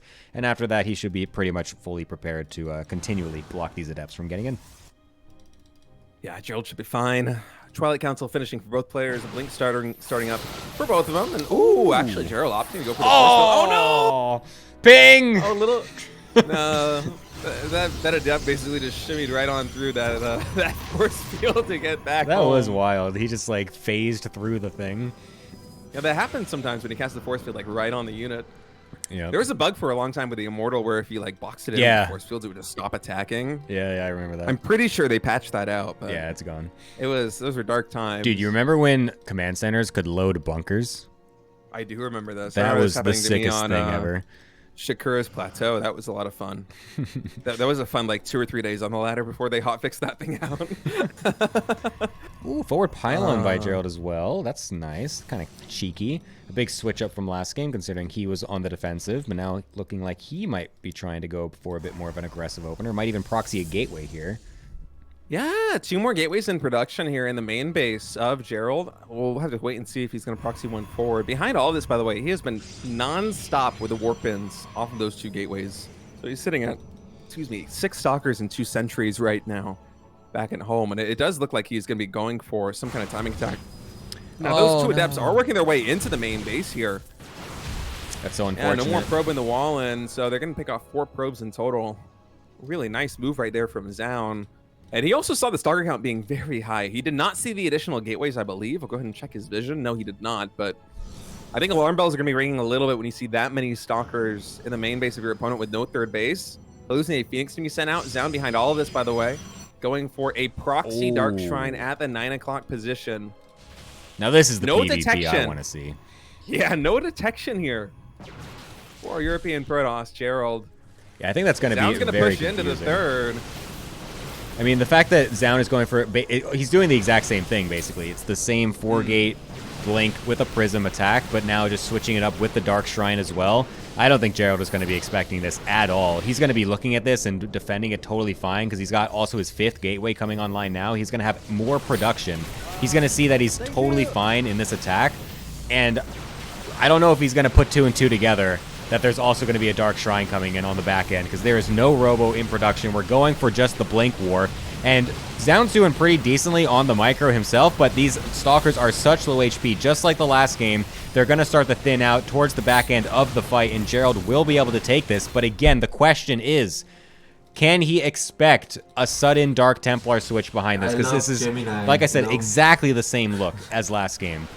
And he is currently without a single bit of detection. I believe, State, we are about to walk ourselves into game number 3.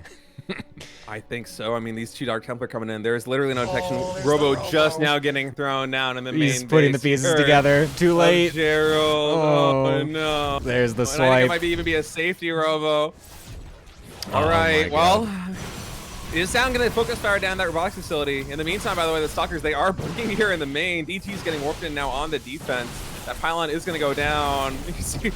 Oh man, Gerald, he's frantically trying to throw down more pylons. Oh, this is the worst. There's only ever. 2 DTs, but that's going to be enough DPS to even take down this Robo if it just gets right-clicked down. That's exactly what Zound is going to do. The Blink Stalkers at the main base able to kill so many probes, but the DT's eventually going to be able to clean this one up. As it is right now, so many workers falling for Zound, but I mean, the reality of the situation is that there's just no detection. We are going to have, I think, a proxy Robo. No, it's at the 3rd base here, and that also gets spotted by the DTs. Dude, this is just the worst feeling of all time. Like, literally, Gerald is just like, well, if I just made a Robo, I win this game easily, and he didn't do it. Oof. I was going to say, like, maybe if there's a probe on the map, there is a world where like you could proxy Robo, get 1 observer out, and then you have enough Stalkers to stabilize, but no, not going to happen. Zound with a cheeky play, the Dark Templar coming in and tie the series up 1-1. Oh, yeah, dude. Jed, that is, I can't even stress how terrible a feeling that is. Like, you just see yourself dumpstering the Stalker attack, and you know you have more production than him. And you're just like, oh, and then you're like, I'm gonna win. It's so easy. And then the DTs strike, and you're just like, well, I guess I should have been smarter. Oh well. All right, let's go into game number 3. Zound versus Gerald. Both players 2 maps away from qualifying for the RSL Season 1.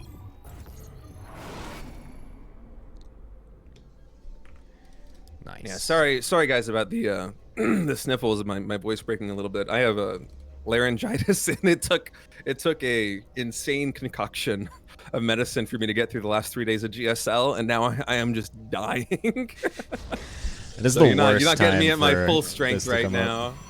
Yeah, I know. It started like right at the very beginning of GSL Season 1. And it's brutal. Yeah, it got like the worst. It got the worst like on Monday this week. And I was afraid that I actually wasn't going to be able to cast any GSL. But I went to the doctor, like, took maybe 3 trips to the doctor in, like, a 2-week span. Oy. And they just kept doing this, I don't know, like, what kind of medicinal spray they were doing, like, up my nose and, like, down my throat to try and calm the inflammation down. And, yeah, I'm just a little bit of a wreck. But I want to cast these RSL games. I want to see who's going to qualify for RSL Season 1. So, apologies if... That is true passion. My frail body is failing me right now. It's 3 days of GSL back to back took all of my strength. The passion of StarCraft is keeping you alive. Chat say the doctor I have to cast StarCraft. That's literally what I told him. That is literally what I said. I need to cast StarCraft. You need to fix it. You need to fix my voice. And he's like, I will give you the strongest drugs I can prescribe. And I was like, thank you, doc. And then the doctor said, "Hey, by the way, I'm a Protoss player," and then you almost dropped dead instantly and ran to a different hospital. What are you talking about? I would trust a Protoss doctor. Sorry, I had to do the Artosis bit a little bit there. I'm sorry. I guess it is like the one race that doesn't heal. They only have shields, so maybe I would want a medevac. Did you see the story, the hamster story from Artosis at all? Did you see hamster this? Story of Artosis? Yeah, it's when he talked about how is this gonna make me sad? No, it's hilarious. Okay. His daughter had a hamster that they thought was like sick or something because they had like these little like spots on it. So we were like, "What's up with this?" So they go to the vet, and the vet says they have to get them surgically removed. What? And so like something like that. But then apparently it found out that it was just these like they're like scent glands. They were like totally normal. They're like completely normal anatomy for hamsters, and then Artosis goes to say that he talked to this guy and had a conversation about StarCraft. And the doctor said he was a Protoss player. And Artosis, made the logical conclusion that he would after that about the hamster knowledge as well. So. Oh, that's great. Yeah, it was a great little bit. It's on YouTube if you search it. It's actually hilarious. His storytelling for it is perfect. Oh, that's funny. Yeah, I've had a couple moments where I'll go see a doctor and they ask what I do, and I'm like, oh, I cast esports games out here, and you would say that in America, and people are like, what? But you say that in Korea, and they're like, oh, StarCraft? And I was like, yeah, my people. That's great. Anyway, we have a bit of a mix-up, by the way, this game. Both players going for effectively mirrored builds as they have in Game 1 and Game 2. We have it again in Game 3, but this time it's a Stargate on both sides. Yeah, it's not something you normally see, going one base Stargate into Expand when it's not a one gate situation either. And the fact that Zaun also did it after a Stalker Sentry opener is also extremely interesting. And he went for Phoenix because he's obviously seen the Stargate with his own hallucination. So that is actually going to be extremely awkward for Gerald when he comes in with his Oracle, and there's already Phoenix was prepared. You don't expect this at all, especially off of a Sentry Stalker opener. So this is going to be pretty good for Zaun, I feel like, especially because he's killing these couple depths in the front as well. Very nice setup for Zaun. Yeah, and it's going to be Phoenix coming in from Zaun against the Oracles here of Gerald. And I'm imagining that Gerald from here just doesn't want to play a Phoenix versus Phoenix mirror. Well, he doesn't know it's Stargate. You get this one. Wait, does he not know yet? No, he didn't see it. That oh my God, you're right. Yeah, he's totally clueless, especially because, like I said, it's the Sentry Stalker, so you're never expecting a Stargate in this position. Dude, this is a problem. Luckily for Gerald, he's just doing the one Oracle. Now, sometimes there are situations where this one Oracle is able to find damage. I do not think this is it. Yeah. 2 Stalkers ready to intercept here in the natural expansion of Zaun. A Stalker and a Sentry also lying in wait in the main base, as well as 3 Phoenix going on 4. Gerald's going to see that now, and he's like, oh, well... Oh. That is the way it goes sometimes, and instantly the Chrono Boost coming in. Sorry, I tried microing myself muting because of this. Is that what happened? Because now I'm super conscious about it, and I just muted myself on my own stream. But I think you could have heard me. No, I heard you completely. All of your viewers got my casting. Yeah, that's hilarious. Oh man, this is a comedy. Dude, I am not a producer. I'm like so scatterbrained right now. Oh my God. Anyway, we actually have a proxy gateway coming in from Gerald on the top right side of the map. So I think that he's recognizing the situation with Phoenix and be like, okay, I'm pretty far behind, but maybe there's a world where I can get some damage done, perhaps with the blink timing. Little does he know that Zaun is going to be very well equipped to deal with this. He's already started the robo production. Oh my First God, Immortal is out. The probe. The Phoenix now coming into the main base. Dude, the probe even spots the proxy double gateway. This is insane. That is just the worst. Dude, everything is going wrong for Gerald in these last 2 games. The DT is just destroying everything. This time, his Oracle getting completely destroyed. And his proxy getting scouted. He doesn't even know it either. He didn't receive the hallucinated probe. So he did not get to cancel anything. He even warped in a Stalker when everything was getting attacked already. What the heck? That's a little strange. Wow. This is a tragedy. This is awful. Oh my God. Basically everything that could have possibly broke Gerald's way has not broken his way. It's all been in the favor of Zaun. And now Zaun basically just needs to lock in this defense and he will be in a very advantageous position. As it is right now, there might be some moment where Gerald can get something done. Another probe actually did get the pylon rebuilt there in the top right, so luckily for Gerald, there will be a fast warp in position. But I don't know if he's going to have the potential to actually kill anything. We already have 2 Immortals out here for Zao. The 3rd Immortal is going to be finished in just a moment. +1 ground weapons and the Twilight Council is starting for Zao, so he's confident enough in the defense that he's already starting a little bit of a transition. And Gerald, I think what he's doing is really smart. He's recognizing, you know what, I cannot kill. I'm just going to go take a 3rd base. I'm going to try and macro out of this and just kind of establish some kind of contain on my opponent's side of the map. But with 3 Immortals, there's just so much firepower here for Zound that... Yeah, I feel like I'm really worried for Gerald's position in this game, man. He's throwing down more gateways. He's getting charged. I think all these are very smart moves, but it is an uphill battle for sure here for our European Protoss. I feel like the at least good thing going here for Gerald is that he has the mobility advantage. He is able to stay on the other side of the map and at least contain Zound and make sure he can't just walk out freely. Because he didn't even have a Twilight Council finished for quite a while, Zound that is. So he wasn't able to get any charge. He wasn't able to get any blink. And so he's just been kind of just sitting here basically. And that does give Gerald at least time to get some of his stuff back set up at home. His pro count is still not equal, but again, he's doing the, he is just going to be playing a more simple economy style, going into the charge and then the Templar Archives as well. So he will at least be getting Archons this time, which is a bit of a switch up from one of the other games that he was playing. But at least he's been given some time, and he might even be able to just kill this 3rd base, and he will do so. So he's making best of a situation that was not really great for him at all. Oh, a second blink! Oh my god, that wasn't even a cancel. That was a kill. Sick. That's with ping, bro. Oh my god. Gerald making some plays right now. Behind all of it, he's doing another low gas style, just sitting on 3 Vespine geysers. They are fully saturated. Another one! A lot of zealots and supplies of equalize. Wait, did he get the cancel again? Yes, it was a kill. That was 2 kills. Another kill? 2 Nexus dead. Just lost 900 minerals? Oh my god. This is insane. That was sick. That was the sickest little... that was... I can't even believe that. Like, I've never actually seen that happen ever. The blink forward is insane. Dude, Gerald is making some moves right now, and I think Zound is pretty much fed up with this. He's just moving cross map. Yeah. But we already have so many Zealots up here for Gerald. Archons are even morphing in. We're going to have, what, 3 Archons, 10 Zealots? I feel like this army from Gerald can actually... Like, I feel like this can... do pretty well into what Zound's got. The Phoenix lifts are actually kind of annoying. Picking up a couple of those Stalkers is not great. The Archon count, though, for Zound is still very nice. Getting 4 in total is going to do great against the Zealots of Gerald. And if those Zealots cannot get on top of the Immortals, this is going to get very awkward for him. The +1 attack is finished for both players, so equal in upgrades. And we do still have the Prism set up very nicely, so it will still allow for forward warp-ins for Zound as well. He's trying to position himself in the best possible spot he can between these 2 bases. Going to try to get a nice setup. Cannon actually killing a lot of the Zealots and forcing them away. Phoenix is getting feedbacked even with some of those High Templar. And I don't really think that Gerald actually can defend this necessarily. He's just kind of bleeding out units as these Archons and Immortals are doing so good for Zound.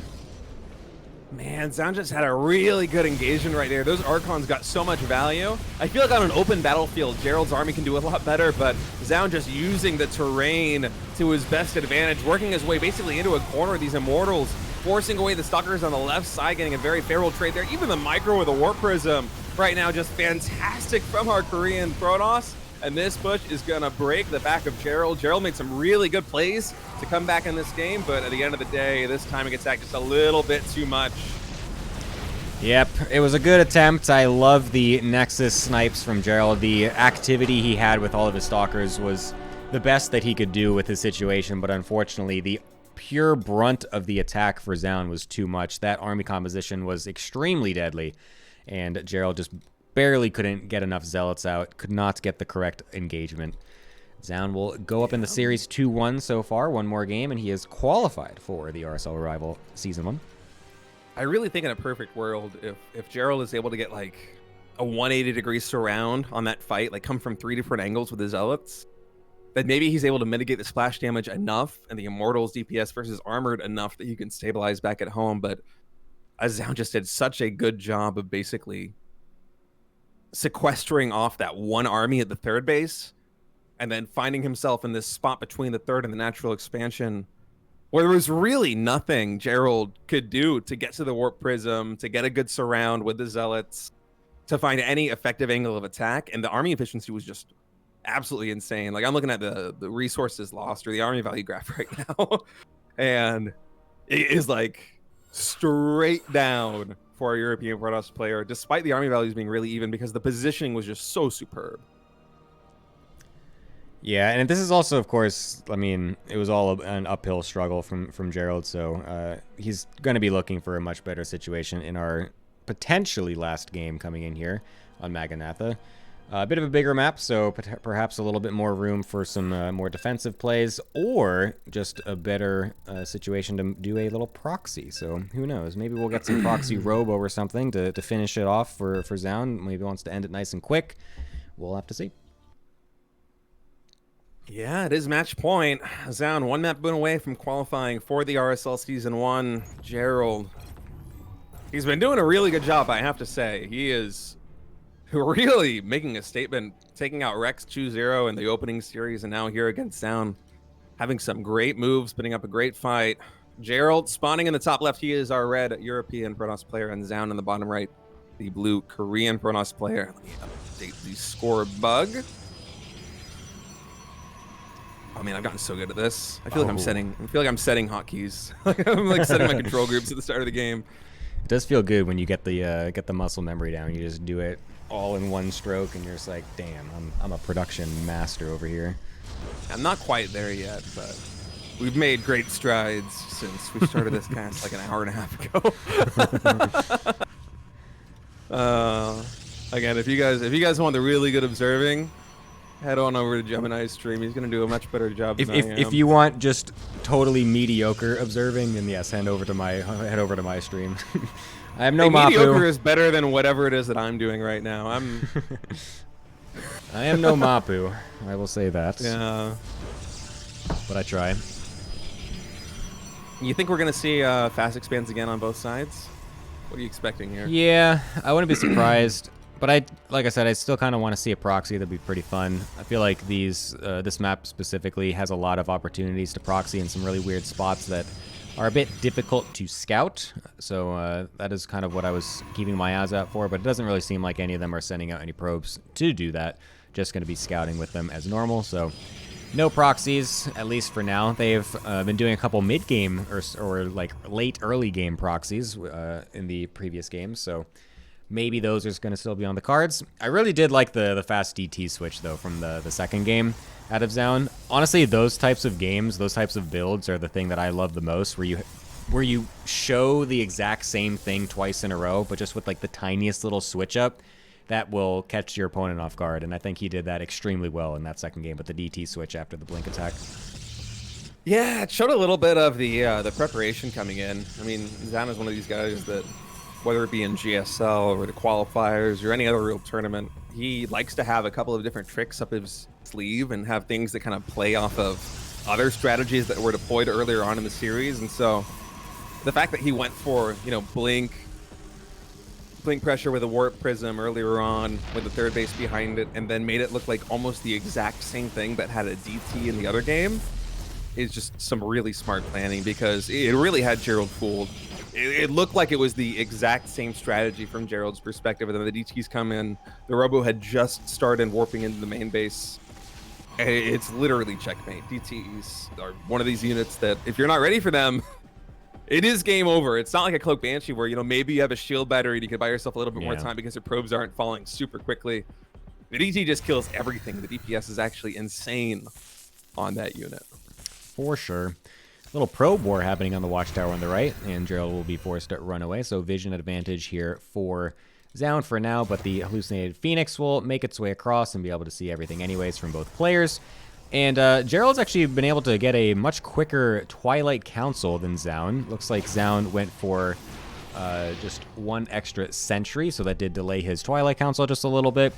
So there will be a small window for Gerald to have a blink advantage. We'll see if he's able to find that window later in the game. It's very difficult to actually end up making that work, especially when you just are both going Blink anyways, but there is a very small possibility he could do that.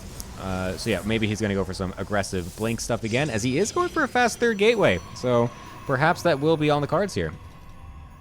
Yeah, interesting third gateway timing here for Gerald. I love Gemini, you know. Only 2 sentries. This could just be pressure. Where is that initial probe? Do we still have it in the bottom left? We do.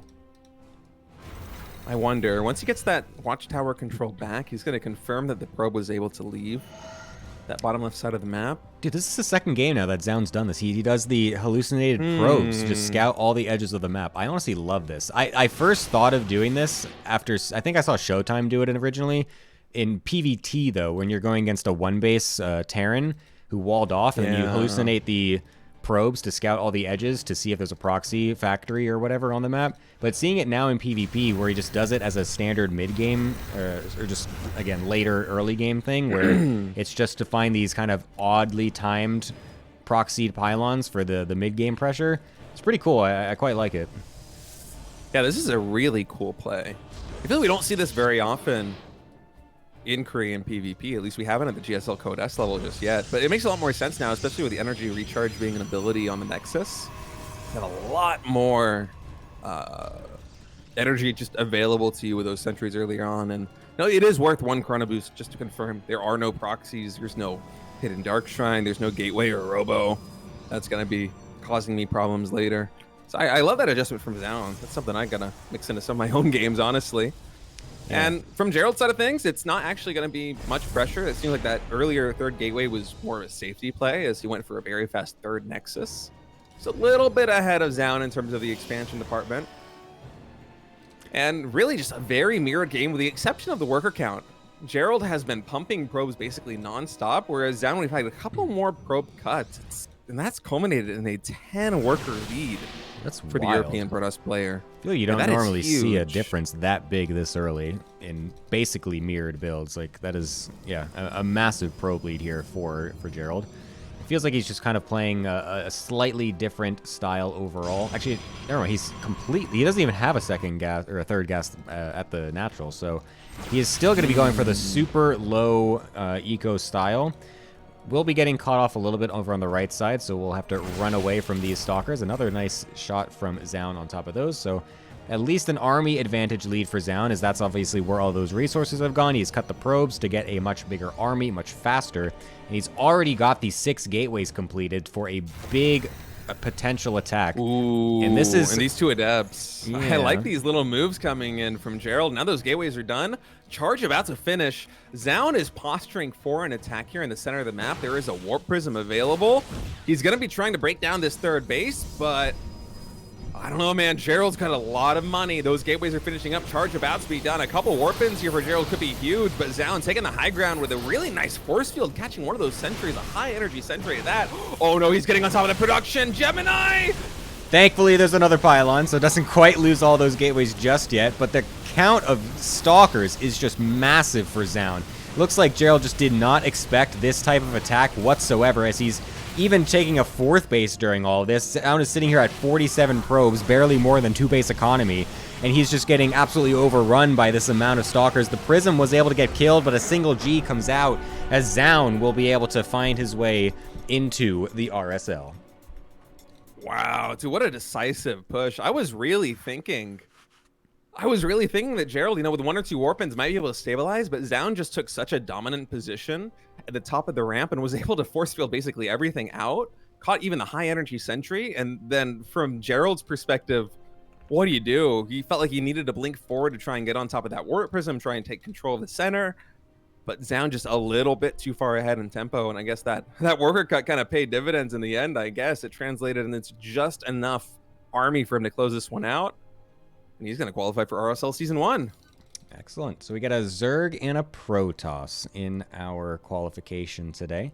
Pretty nice. Yeah. Here's the bracket as well on my stream, in case anyone wanted to see exactly what happened. But it's also on my stream, Gemini. Oh my god! But my stream looks cooler than yours. Everyone look at mine instead. But yeah, no, pretty cool games overall. I did like the Mass Muta game as well versus Creator from the series prior. Very interesting to see that bring its head in again. But Yeah, some pretty interesting games overall. A bit short of for the bracket, but some entertaining StarCraft nonetheless. Yeah, it was a short bracket, but at the end of the day, I mean, Zhao and Shin qualifying, those are two really good players that we're going to be lucky to have in the RSL Season 1, so I'm looking forward to it. It was a pleasure casting with you, Gemini, doing this little casual, cheeky thing, getting a preview of RSL Season 1. Of course, once RSL Season 1 actually starts, it's not going to be anything like this. We're going to have an actual studio. Yeah. If me and Gemini are casting with Tasteless, it's going to be at a caster desk with a production setup, with a professional observer, with me not hopefully sick. It'll be a much nicer production setup than we have right now. But of course, while all that is under construction and we're getting the qualifiers done for RSL Season 1, it's a treat to be able to just, you know, chill at home, watch some of these really good games, and have players like Zhao and Shin qualify. Yep, very excited to see. We're going to have one more qualifier as well in a little bit over 24 hours. It's going to be the European Server Qualifier, so we're going to get some more players, 2 more, in fact, qualified over from that as well. So stick around for that. Well, stick around. I mean, it's 24 hours later, but you know what I mean? Stay tuned for that is kind of what I meant. You know, keep your eyes peeled is the type of phrase I was really trying to say there. Keep your eyes peeled for that. There's going to be some people streaming that too. I believe Light VIP over on the Cranky Ducklings channel was doing the stuff today as well. He's going to be doing it, I think, also for the European Server Qualifier. So look out for that. A couple of the other language streamers are going to be doing it too. So even if, you know, even if there's no English people, at least you can watch the games while not understanding what the casters are saying if you don't speak their language. So that's also possible. But yeah, that's going to be happening as well in basically like one, I don't know, 25 hours. Is that what I said? I don't remember. It's a little more than a day. Just a little more than a day. And I'm looking right now at Liquipedia. Dude, Liquipedia, whoever edits this thing is so quick. They already have Zhao and Shin updated on the Liquipedia page. So looking at the participants right now, of course, we have the European qualifier that's going to take place tomorrow. I am still really sick. I'm actually way more sick than I thought I was. So I'm not going to be casting the European qualifiers. It's also at 2 a.m. our time, so yeah, I'm gonna be resting. But there will be community streams for that. And the participants that we have right now in RSL Season 1, 3 Protoss players, 4 Terrans, 5 Zergs, classic hero Zound for the Protoss, Byun, Clem, Cure, and Percival for the Terrans, Raynor, Cyril, Solar, Cham, and Shin for the Zergs. It is a really good lineup. Plus, we have that EU qualifier, and then later on for patrons, we're gonna have a fan vote as well. So 4 more players to decide who's gonna join the 16 player tournament. And yeah, it's gonna be a lot of fun. I am very excited to get this thing started. For sure. So yeah, I guess we can kind of probably gonna wrap it up. Yeah, I don't want to hold you hostage anymore, Mr. No, it's fine. You're gonna die on cast here. No, I was planning on streaming maybe some StarCraft 2 later, some other games, but dude, I need to drink some water and maybe schedule another appointment with my doctor. Anyway, it was fun catching with the Gemini. I will see you around. Yep, good luck, man. Hopefully you get better soon. So yeah, go run to the doctor or something. Just tell him I just lie and say I have more StarCraft to cast. He'll fix me up quick. Nice. All right. See you later, man. Good night, Gemini. GG's. Yep. Awesome. All right. That was our wonderful qualifier for the not the ASL. What the heck? The RSL. What the hell? But yeah, super sick. Thank you for the raids, of course. Raynor sticking in with a raid as well was pretty cool. But yeah, that's gonna kind of wrap it a little bit here. I might actually stream a little bit. What do we got? 100 people in here. It's a good amount of people. That's a decent number of peeps to have hanging around. What can I? Yeah, I might, you know what? I might stream a couple of games of StarCraft 2. Why not? You know, I can do a little bit of that. But, yeah, very cool to see that we got some nice players qualifying in. Shin and Zound is a nice pickup to have into our little tournament. But yeah, there's also going to be 2 fan votes that happen. So if you guys want to vote people into the actual thing, there's a chance to do that. So if you are a patron at, I think it's the Siege Tank and above tier is what it is, then you can vote for people. We're going to open up a vote, a voting poll. That's how that usually works. A poll where you vote. You put your vote in. It's going to be comprised of basically anyone that tried to play in the qualifiers but didn't make it, and then we also just probed some of the other people and got their confirmation that they would like to be put in as well. So we've got going to have a nice lineup of people that you can vote for to get into the main event. So yeah, if you want to be able to do that, then make sure you are a member on the Patreon at, I believe, the Siege Tank and above tier, and then you will get votes. And if you get higher tiers, then you get more votes. So that's also pretty cool. So yeah, make sure you do that if you want to literally influence who gets into the tournament. We're also going to be doing votes on like maps and stuff like that too in the future. So if you literally want to just influence how our tournament functions at all, then being a Patreon is a very good thing, because that's literally what you can do. So yeah. Is it possible to gaslight people into voting for Magnath? Well, Magnath will have to sign up for the qualifier on Europe, so that way he gets put onto the voting list. So yeah, he'll have to do that first. But yeah. Anyways, I guess I'll play a couple games of ladder, since we got some people sticking around here, so it's pretty fun. Play a couple of ladder games, but then I have to actually go get food because it's 9:30 at night. The last time I ate was before the stream started, and so I will be getting a little bit hungry soon.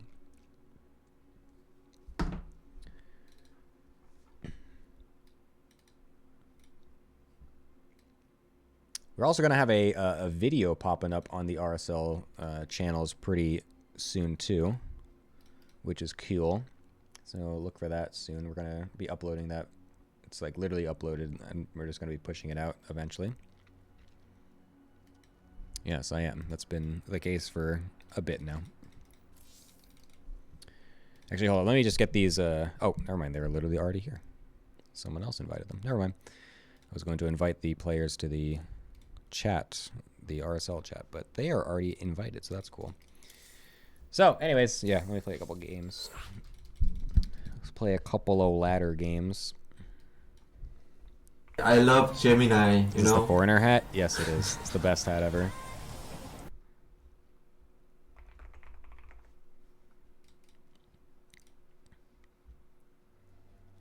This is the foreigner hat.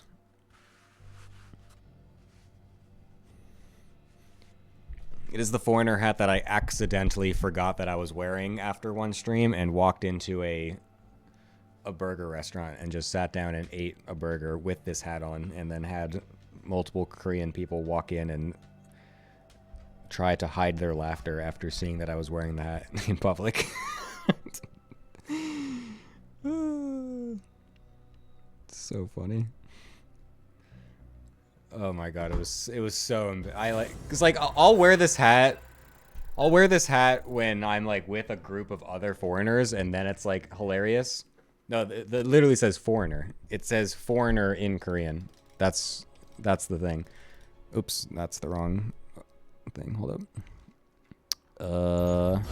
Oh, he left. Thank God. I can set up my stream thing again properly. There we go. Hello, there I am. But yeah, no, it literally says foreigner.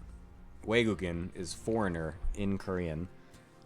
And so like so like when I was with my parents, like just walking around doing touristy things, I wore it because it's just funny, and I'm just with other foreigners, so it's like it's just kind of funny.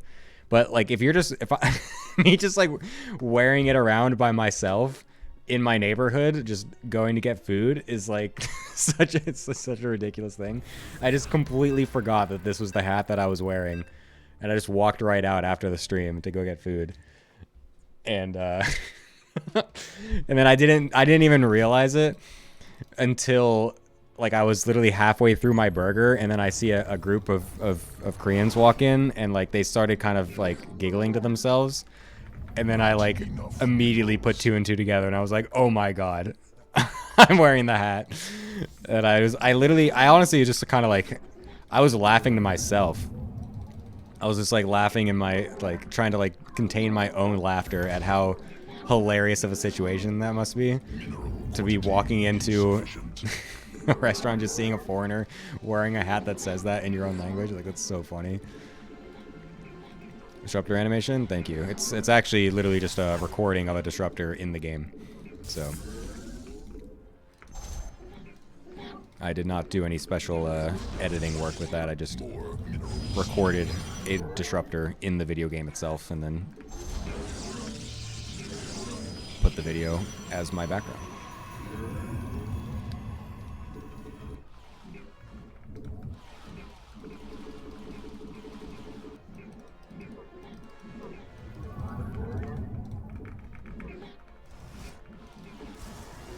I need to fix my health bars.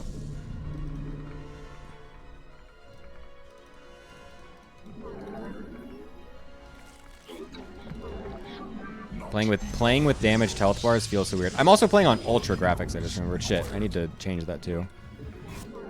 Oh my god. My casting setup is different from my playing setup. Oops. Kind of an awkward wall, whatever.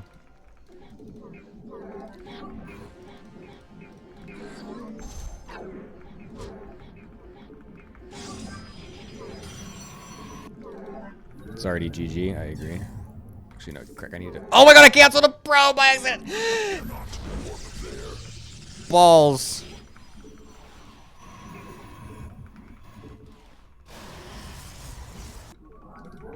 Oh my goodness. I need a second to change my settings!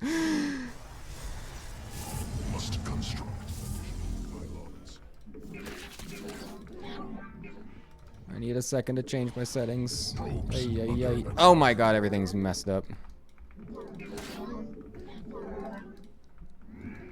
Enemy assaulting probes. The firstborn shall persevere. Where? Mineral quantity. Ay, ay, ay, ay, ay, ay, ay, ay. Alright, I think I can do it. Quick, quick, go, go, go, go, go, go, go, go, go. Oh, shit, fuck this. Yep. Alright, we did it. We didn't lose the adept either. Very nice. Ire. Najakar Mina. Combat away. We serve with pride. I am here in the shadows. Where shall we serve? More drowns. Creep tumor? No? Gemini, you're Ayo. better than me, you know? Welcome, Cranky Ducklings. Thank you so much for helping to do the casting for the RSL qualies. And thank you for the raid, of course. Where? No problem at all, mate. Thank you for your help as well. Day na. Much appreciated. Are you going to be doing the EU one as well? I know the time is garbage for us Asia and Oceania region people, but I actually just wasn't sure if you were doing it, so I'm just... This is me asking you.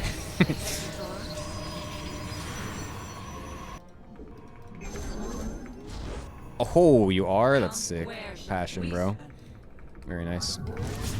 Oy. More minerals required. Give us. Let our enemy know.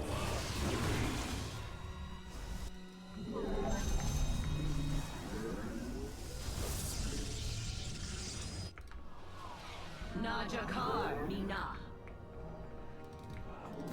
Stay.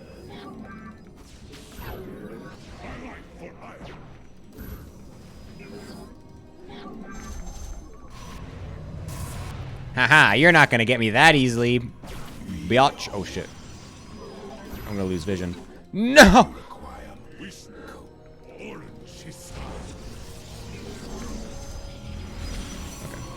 we're good. I've done nothing with these oracles. They need to start doing things.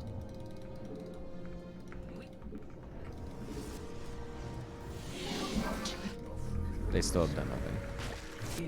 Why does he have roaches already? Mineral quantity insufficient. Hello? How can I aid you? Na Zuktai.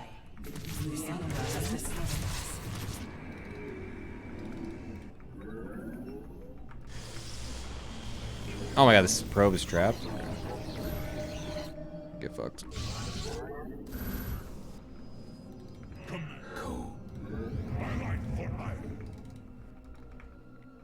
State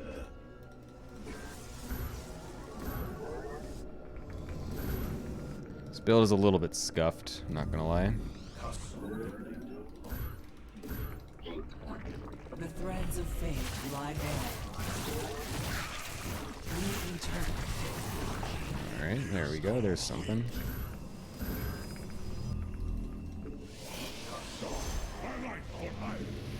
We are of one.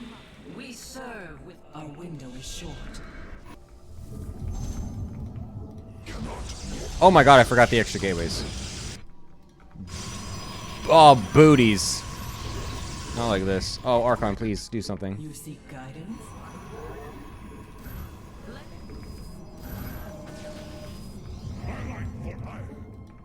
Dude, I have to go so far around to get here? What the hell? Oh my god, this map is wild. Oh, he's making drones, though! He's making drones! He doesn't know! He doesn't know! Where we serve. Let your will.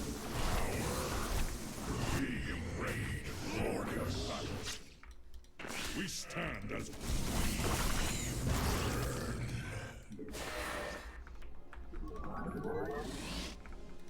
I love Gemini, you know. Oh, what is that? Glorious combat is upon us. Okay.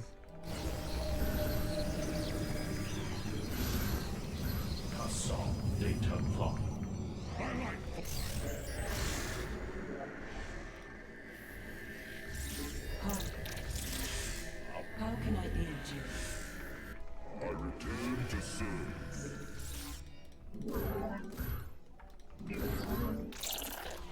Cannot warp there.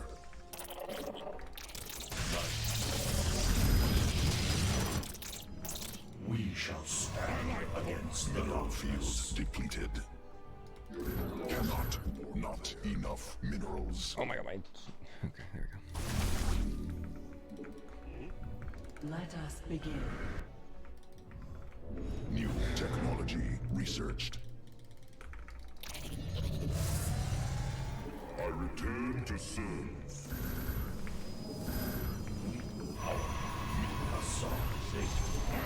Mineral cluster expended. Oh my god! No! No, no, no, no! Oh. Ah! It's awful. Command me. Oh, but if I can catch them... We are.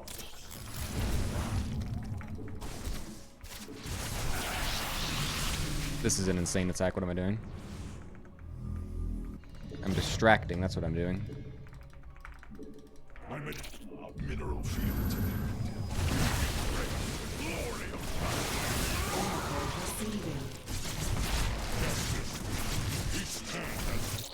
That's quite unfortunate that they started attacking lings, or queens, I mean.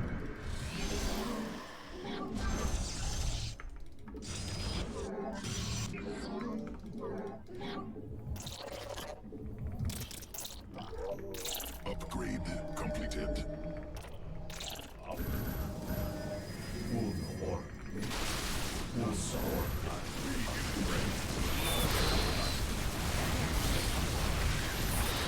Oh, this is great. What the hell was this attack by him? This was terrible.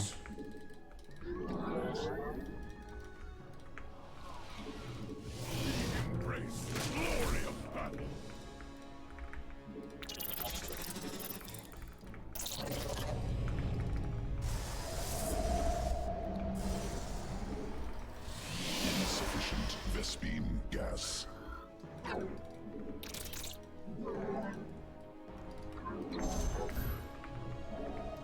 Additional Vespine gas cannot warp there. Need more Vespine gas. Oh. Cluster expended.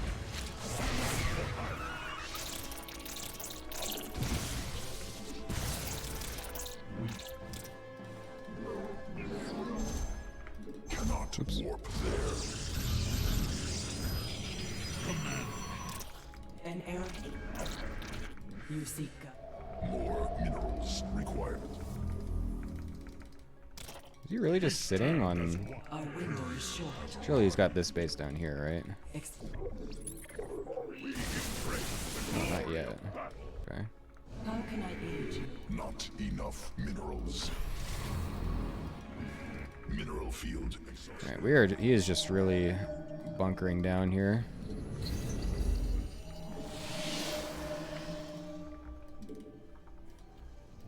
The threads of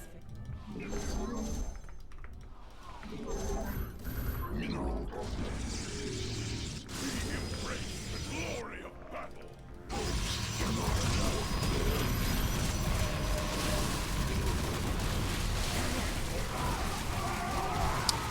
Oh, no, he backed away right at this last second. Oh, I couldn't let that stay alive.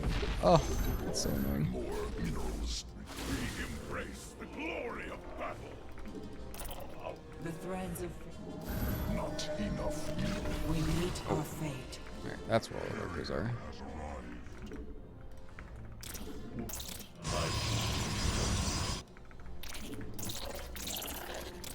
Mineral cluster expended. Nexus must be placed. Enemy data sources now in combat.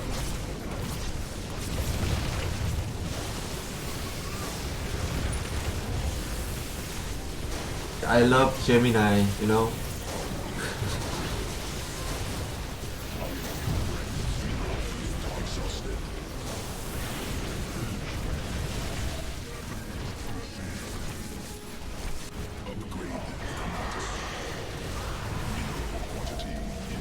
Brood Lords.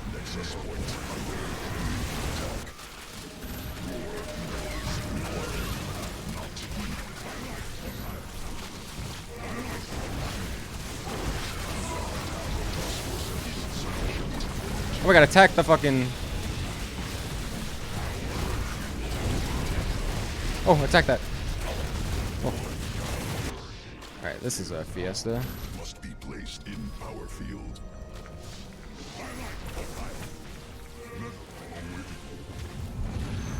My charge.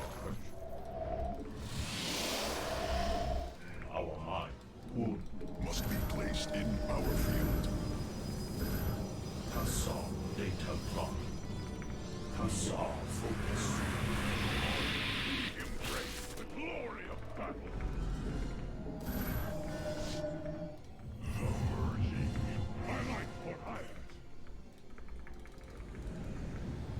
Mineral cluster expended. Mineral field exhausted. Oh! Oops, I'm stupid.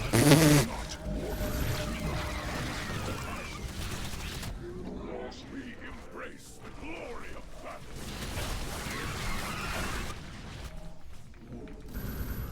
We shall stand against the darkness.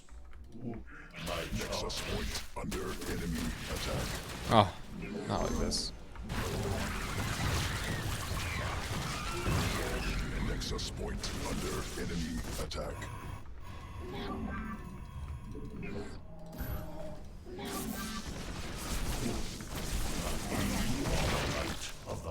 Alright, I need to go. How can I?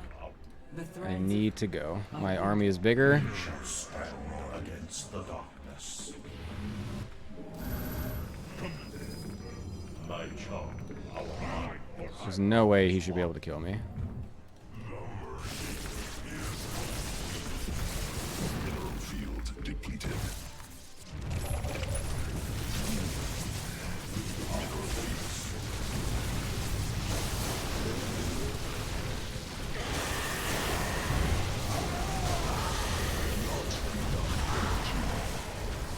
our window is short. Nice!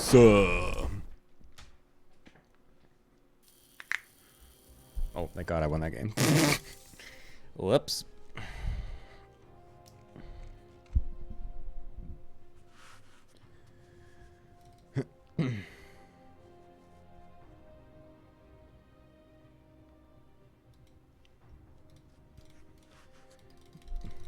Got him. I love Gemini, you know. Thank you. So do I.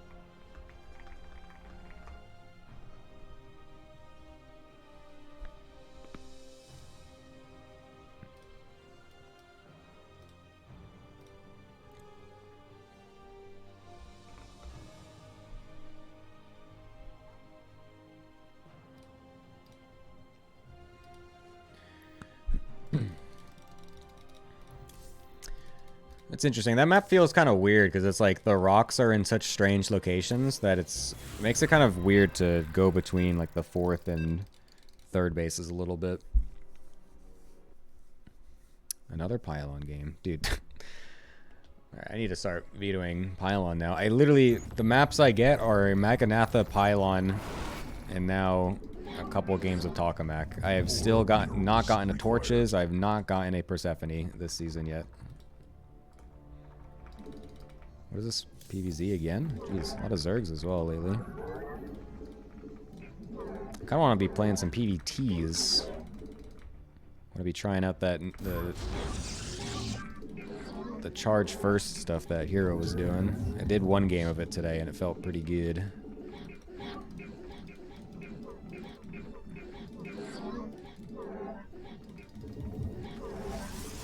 Additional pylons. That probe's late. Whoops.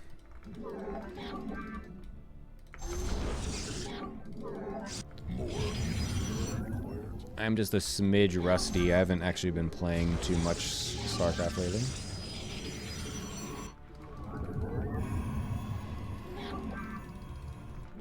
The new Doom just dropped the other day. I've been playing a good amount of Doom. Feels very good. love Gemini, you know. We've also been on the CS grind, I'm not gonna lie. Oh, we're getting 12 pulled. What a bitch. What a little stinky poo-poo guy. Can I do it on this map? No, I can't really. Fuck. I can't do the. Oh, no, I lost the probe. That's not what I want. The natural's too big. I can't do the 19 Nexus response on this map. I'm a little upsetty spaghetti about that.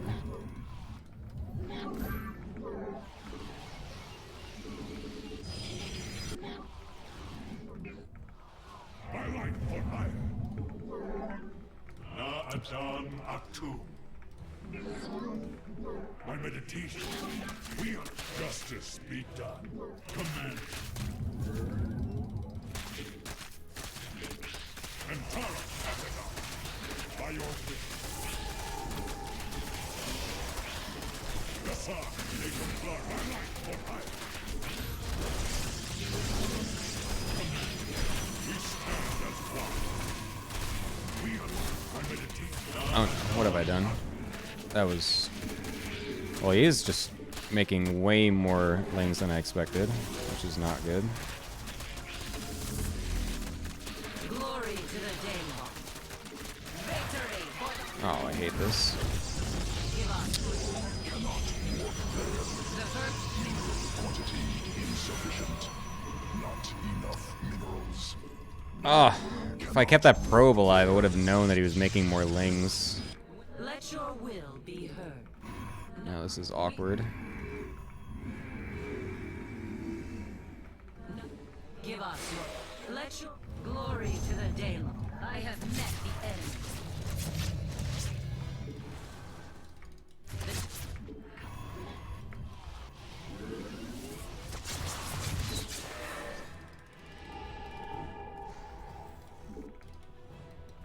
Higher. Let your yes.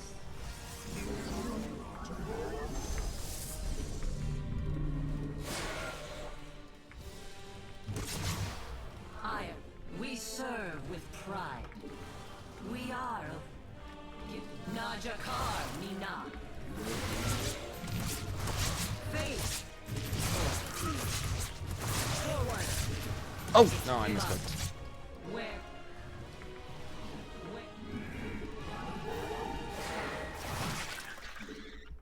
God, imagine if I had 2 zealots as well with this, like a normal person.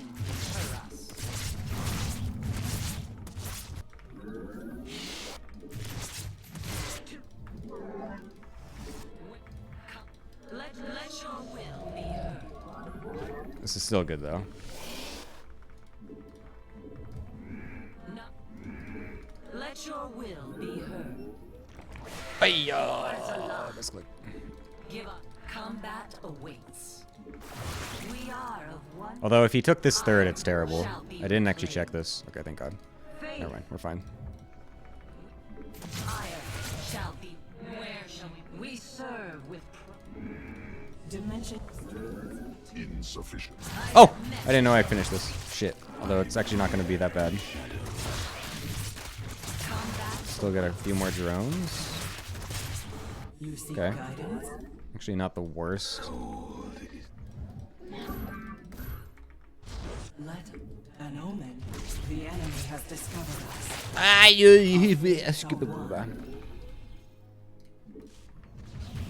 State thy bidding.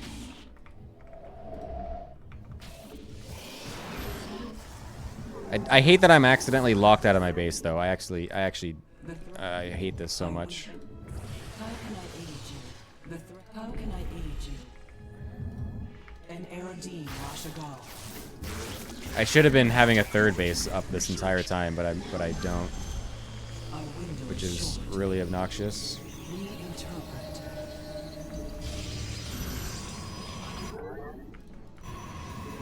The firstborn shall. Dimensional strings attuned.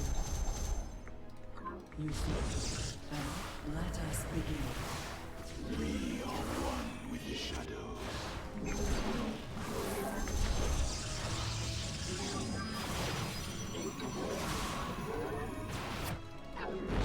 State thy bidding.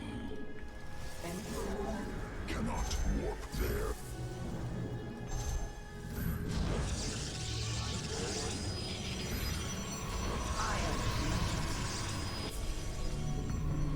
What the heck? Oh shit. The threads of fate. Combat. We must construct additional pylons. We meet. Oh no, no, no, no, no, no, please no. You seek guidance. Oops. Inadequate supply. Pylons in. It is destined. The stars align. Nods in time. Oh. I see. My worry.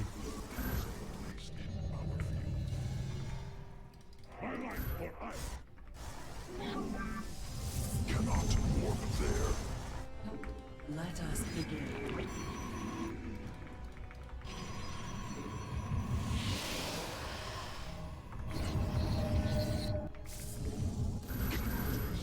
Mineral cluster expended.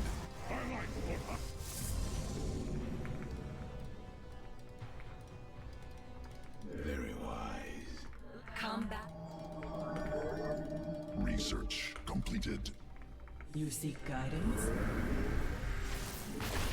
I see. Win. The enemy has discovered us.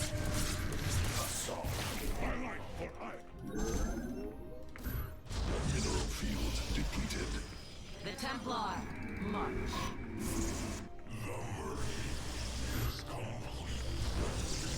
How can I aid you? Our fates are one. Combat awaits. What the heck? Why are my Archons so delayed? That's annoying as hell.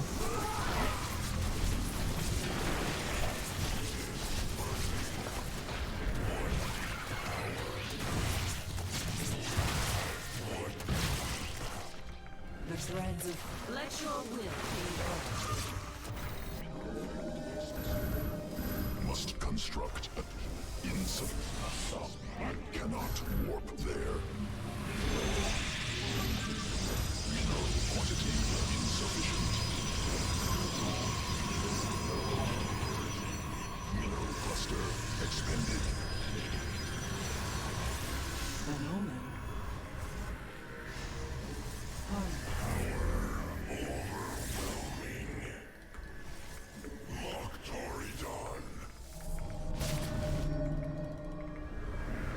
We embrace the glory of battle. Not enough energy.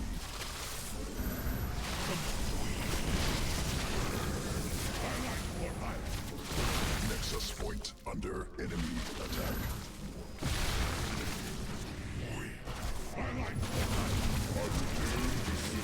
Protoss forces now in combat. The threads of fate lie there. You seek justice.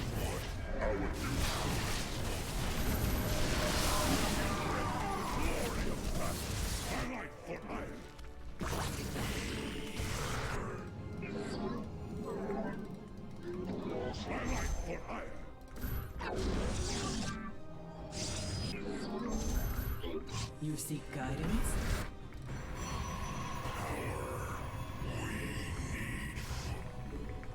Dude, I hate that I have no fast warp pylon next to my third base. It's messing with me so much.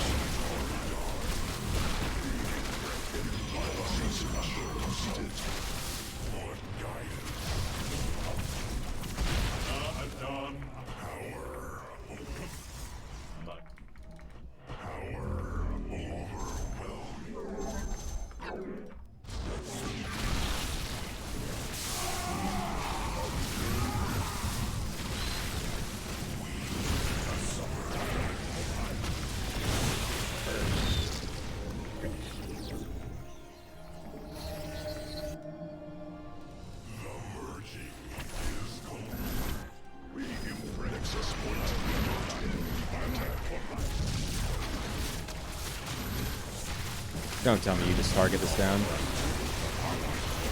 Oh. I mean, he loses everything for it, but it's very annoying.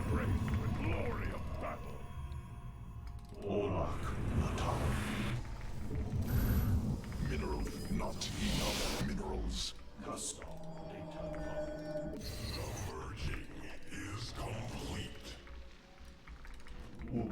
Upgrade completed. I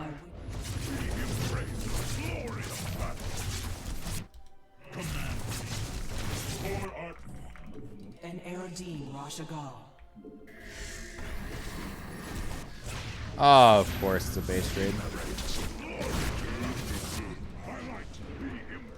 Must construct additional pylons.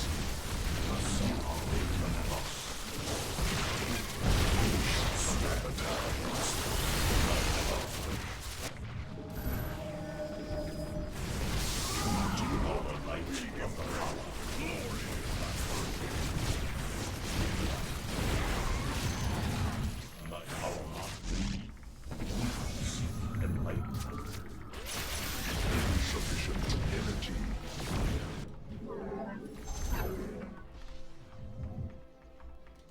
What a weird game this one is. How can I aid you? I didn't kill this base, that's annoying as hell.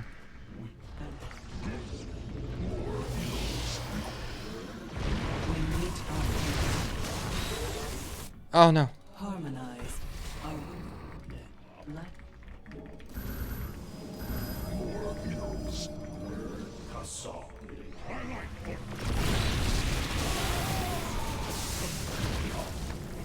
an omen. We interpret.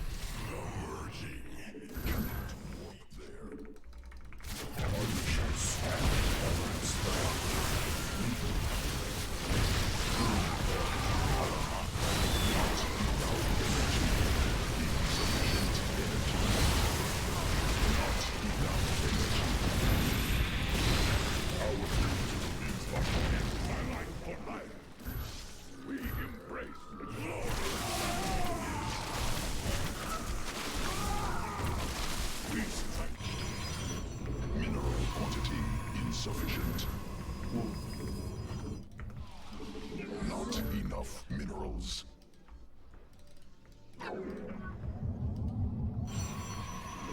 Embrace the glory of battle. Nexus point under enemy attack. Mineral cluster. Can I stop getting out of position, bro? That'd be great. Oh, there's no storms.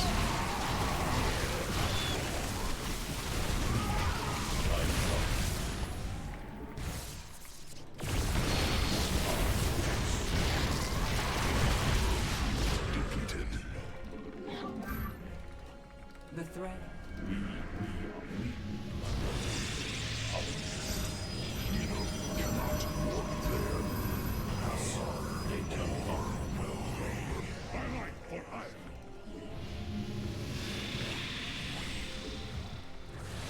An omen.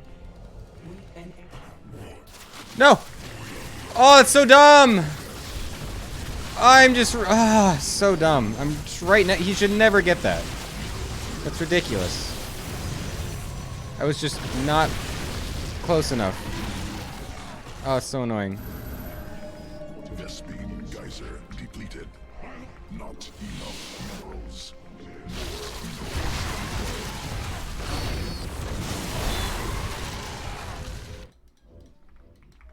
This is such a ridiculously scrappy game. the threads of Orange is fast. Oh! What? an omen. What the hell is my army doing? Depleted.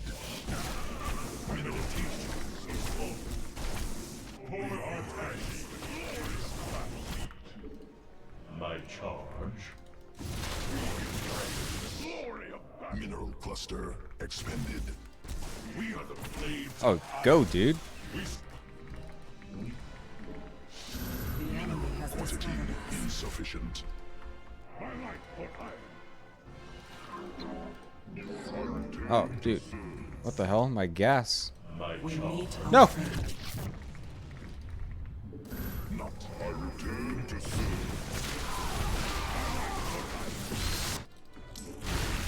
I think we're good.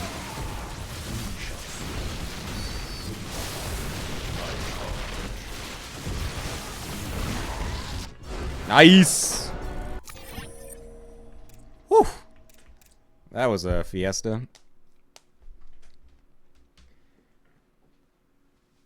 Good lord. You heard there was passion? Goddamn right. Yeah, this was bad because I lost the probe, and so I couldn't actually scout if he was making more than the initial 6 lings, which is what the probe scout's supposed to do. So then I underreacted. I went for this fight assuming that it would just be the initial lings, but then more just kept coming. And so then I lost the cyberport as well, which was really dumb. So this should have been a way cleaner defense, but then he also messed up because he overdroned instead of made enough lings, so then I was able to actually be totally fine delaying his mining for forever and then killing a bunch of drones.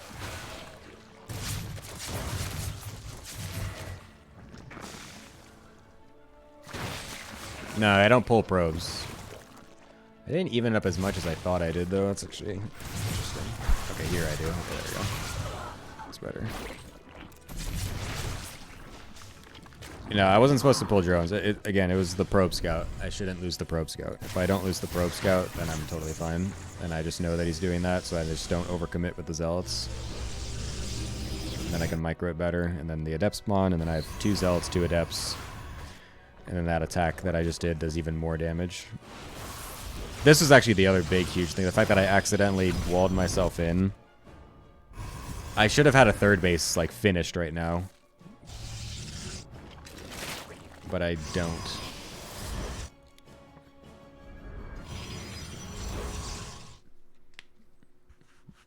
Yeah. Oh, thank God. Woo, having a little, some close games against some lower MR players. That's fine. Content games. That's what we're doing. Some content games here. Make them as entertaining as possible.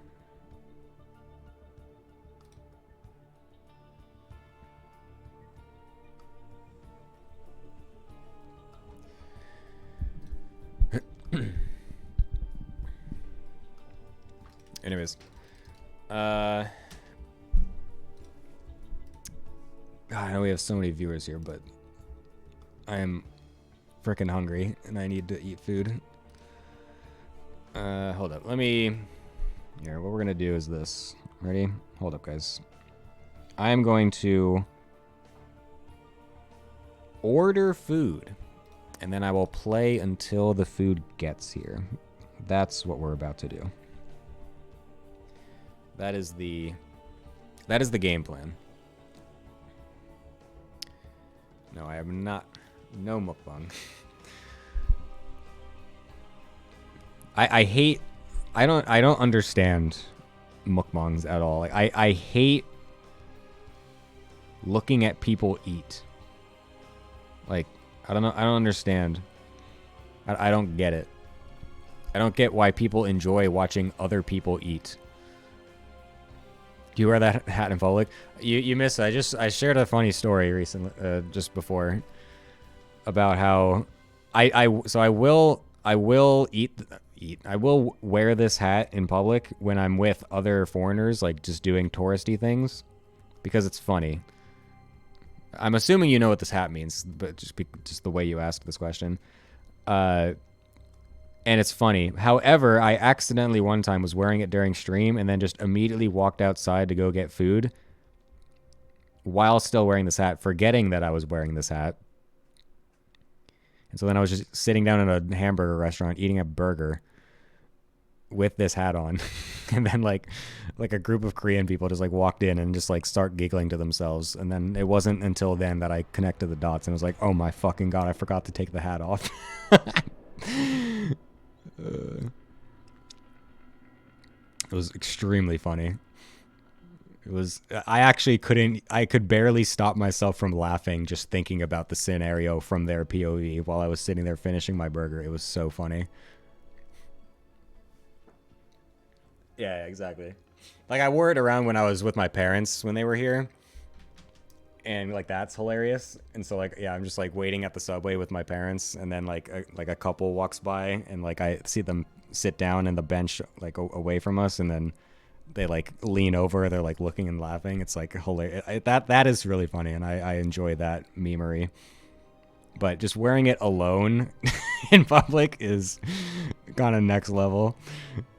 I never would do that intentionally.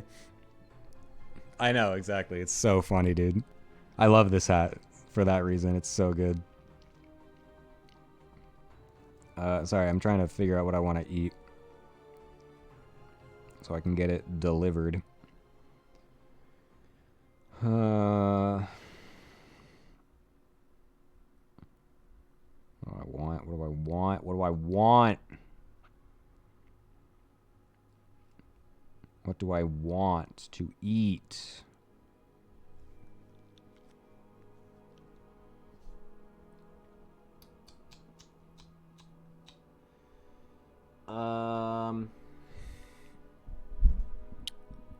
I am gonna get... Do I want this? I'm sorry, guys. I'm the worst at picking out food. I take forever. I never know what I want to eat. I would always hate that when I was like still like living with my parents. They'd be like, what do you want for dinner at like 12 p.m.? They would ask me this, and I'm like, dude, I don't even know what I want to eat when I'm hungry. It's like, I cannot tell you what I want to eat for dinner.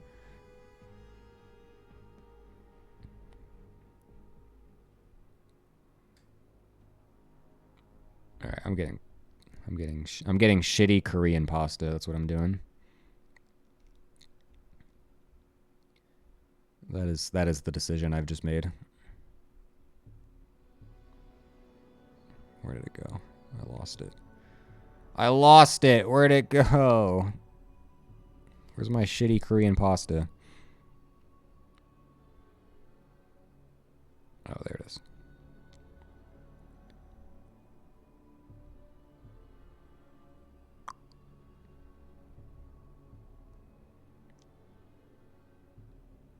Alright, we did it. We did it, chat. Alright.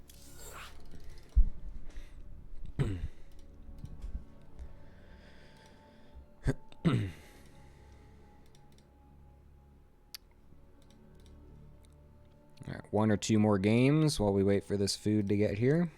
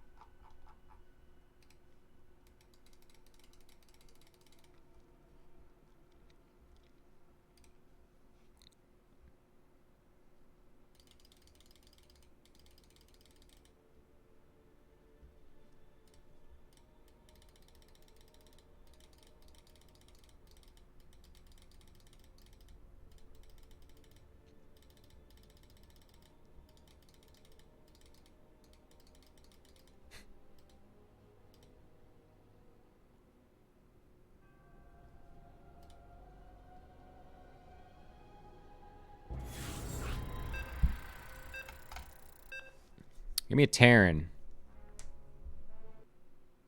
It's a Protoss. Oh, it's torches. Alright, first game ever on torches. Here we go. We're making esports history. Mineral quantity insufficient. Where do I take a fucking third base? Jesus Christ. Over here, over here. Oh, it's a ramp map? Uh-oh. Hold up. I don't like that.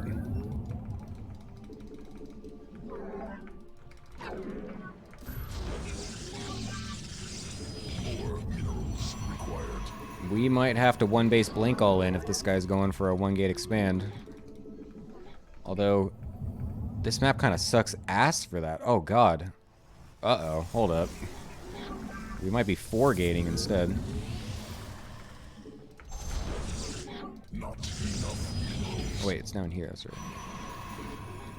Oh god, this might be just a perma veto for me, to be honest.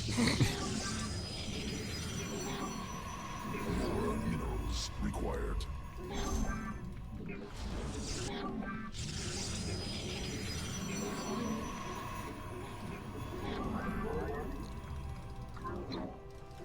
Mineral quantity insufficient.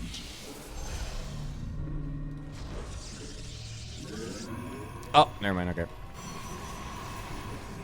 Thank god this guy is also based and is not doing a 1 gate expand. You love to see it. Not enough.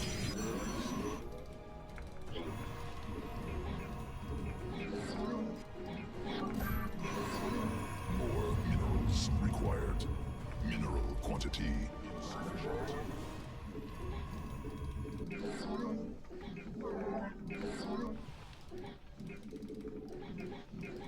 I'm doing it. Oh! Woo! I'm a gamer.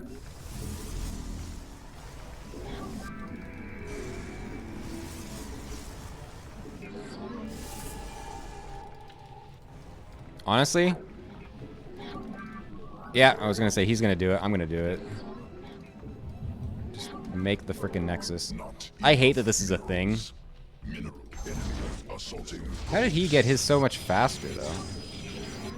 What did he cut? What did he cut to get that so fast? Ah! Wait, he even got a sentry. Wait, what? Is my brain not working? More minerals required. I'm confused.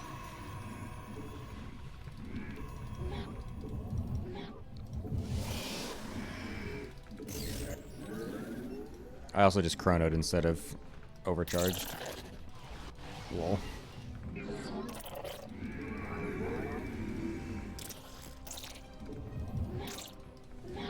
Not enough minerals.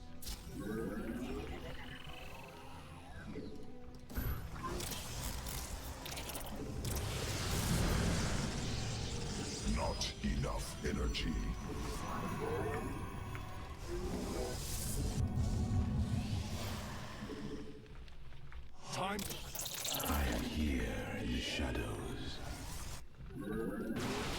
Oh, dude, my blink is so much faster. Oh my god, he made so many stalkers. What the hell?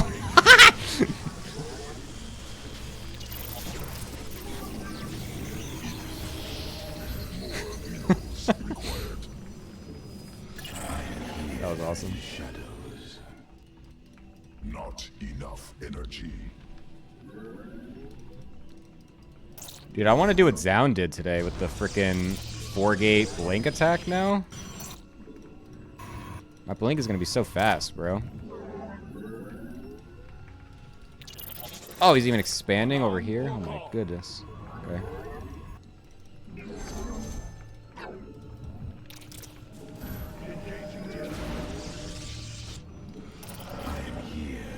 Not enough. I'm here in the shadows. Siravek, cry on.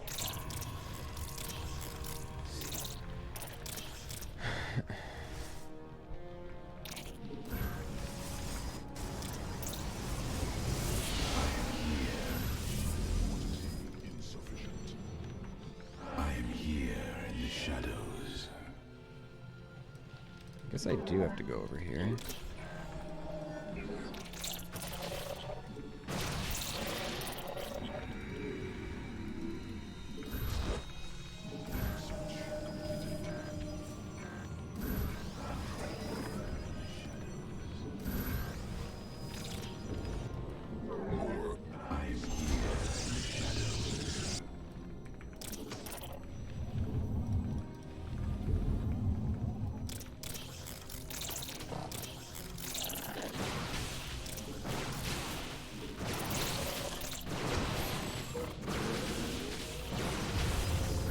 Additional Vespine gas required.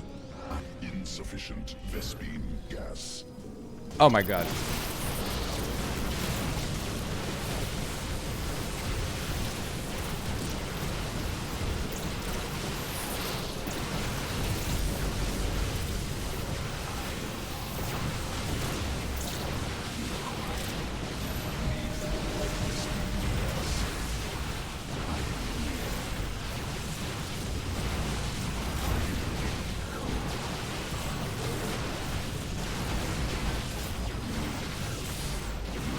Get owned.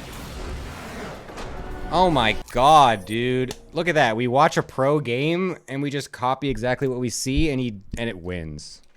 Ah. Oh. Thank you, Zound. I'm floating 1,000 minerals. It doesn't matter. This guy had no idea what the hell was hitting him. Whoa. 1, 2, 3, 4, 5, 6, 7. Yeah, okay, never mind. It looked like way more than 8 for some reason. We just beat someone with... Wait, what? How did he had 8 gateways? What the hell? What the heck? Okay. We only had 4. Obviously, I'm going to have to look at that build a little bit more closely to exactly figure out what the follow-up to that attack is. I generally like doing builds like that, but I usually proxy a 5th gateway while I do that instead of getting the Robo earlier with the Prism, but I like that Zound does that. I need to copy that, honestly, exactly. Like, that's... When I was watching those games, I was like, oh my god, I want to rip this build so hard. I just want to make this my every game standard. Because that's like exactly the same way that I liked playing PvP.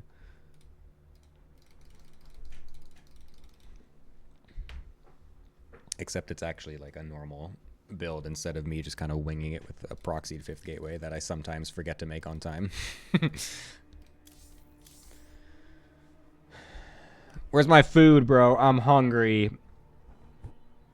I'm hungry.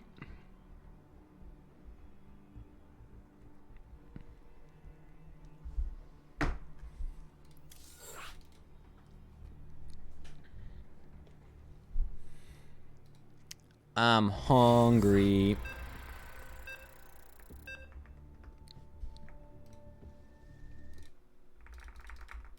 Another torches game. Oh, look at that. 2 torches in a row after never getting it ever.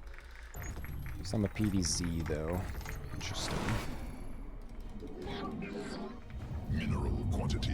wonder how PvZ will work.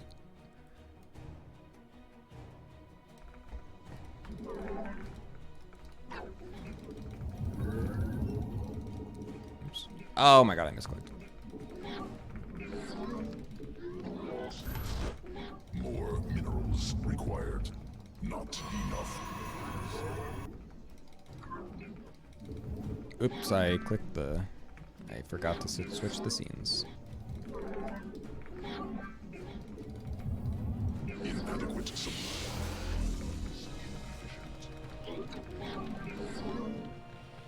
Oh yeah, this is the map with the weird ramp. Okay, hopefully I didn't just screw myself with that gateway placement.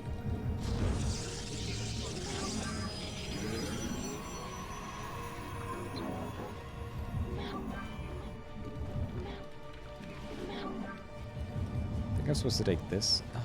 This is so wide open. This is also so far. I don't know. This third base situation on this map feels awkward.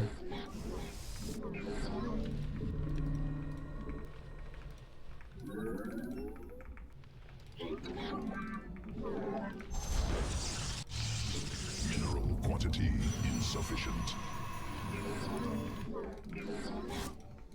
I feel like I don't like what I've done with my gateway placement here. I think I messed this up. Minerals required. Oh, never mind. Oh, yes I did. Oh no, that's so fucked.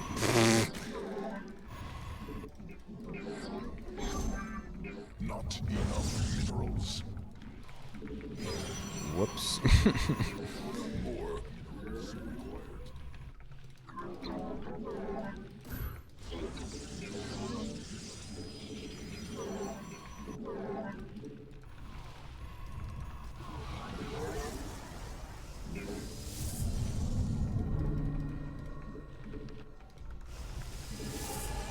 Additional pylons required.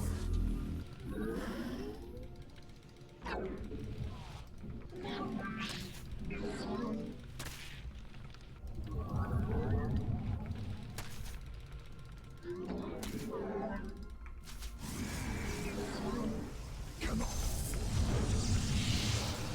The firstborn shall Orbs mineral quantity insufficient. Not enough minerals. More minerals required. Mineral quantity insufficient. Not enough minerals. ire. Let your will. Let your...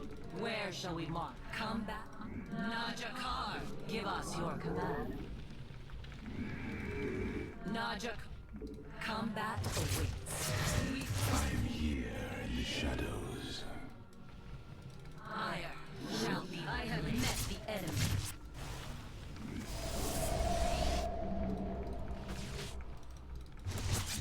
Faith.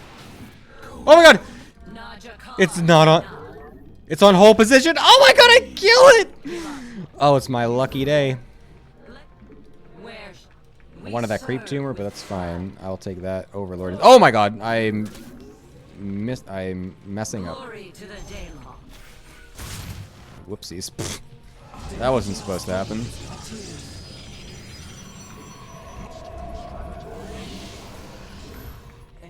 Our window. Yes, New technology researched. let none come. Yes.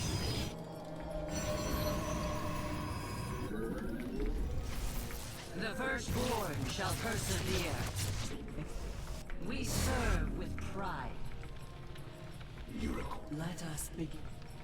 Oh, a random resident sleeper emote in the chat. Hello, Twitch chatter. How are you today? I hope you're alright. Let your will be heard. Cannot warp.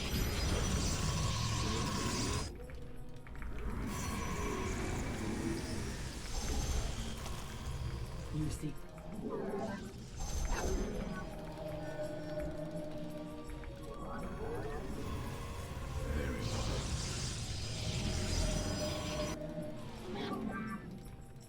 Oh my god, just go! How can I aid you? We interpret. Oh, greedy guy with no spore. Not an Nice. our window Feels good. shut. Oh no! Oh, nice. The shuffle worked. There.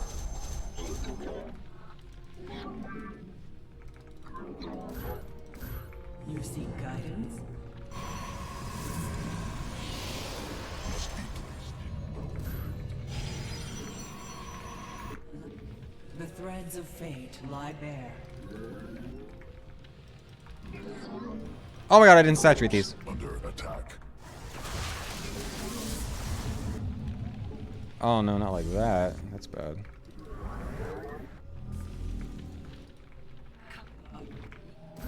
How can I aid you?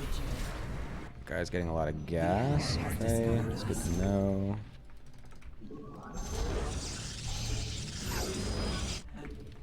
An omen.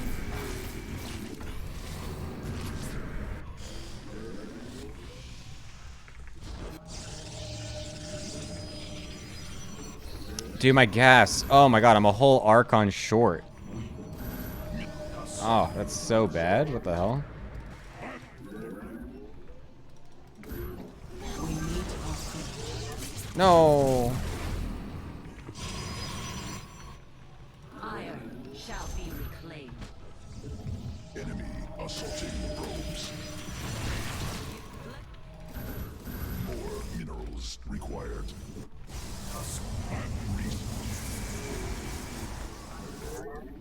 Oh, this game was going so well until I fucked up that gas.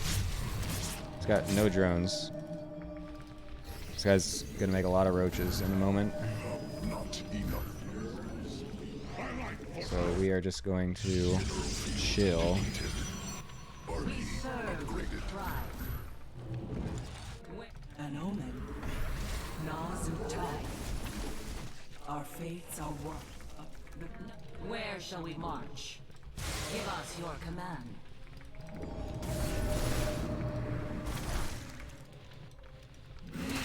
Oh, Aspire! And the cancel. Oh, what a scout, bro.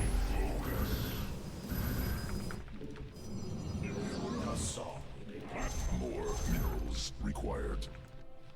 I don't know. I wanna Thank go. you. This is my fourth. Let We seek mineral field. Probes under attack.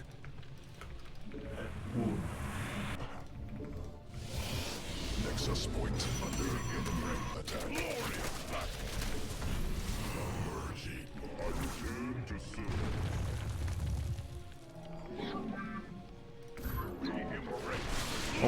Hello.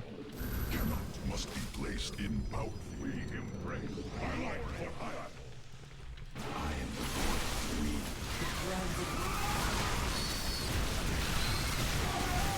Oh my god, it's a meat grinder. Nexus point under enemy attack.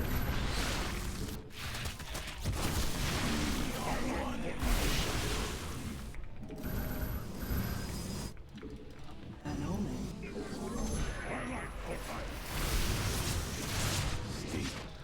Let us begin. Oh, what are you guys doing? Our window is short. Oh no.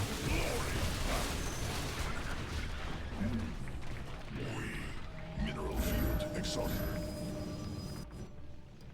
Why are they going to the main? How is the main the closest one? Technology research.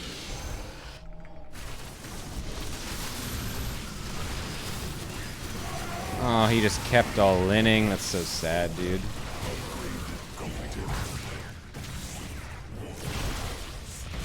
Oh, that's so sad. Just didn't make another drone for his life. Oh my god. That's annoying. Ah.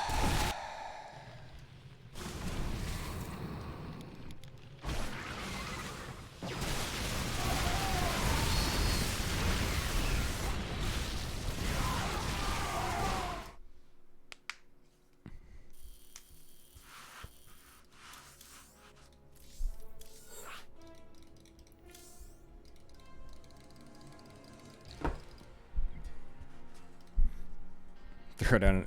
Yeah, I actually thought that as well in the back of my head.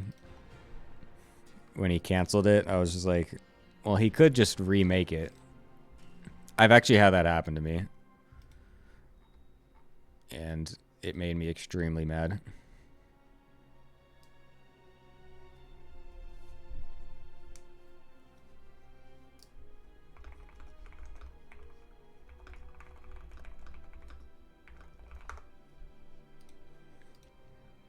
Oh my god, I'm so hungry. Dude, my food needs to get here. Is Zerg the strongest race? I don't think so.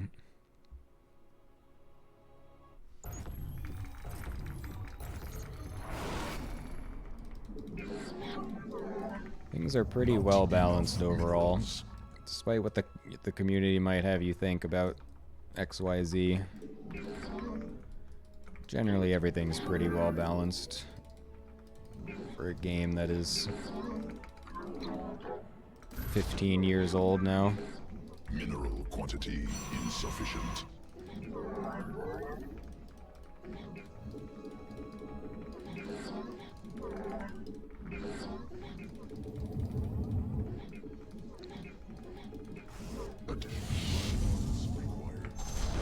More minerals required. Insufficient.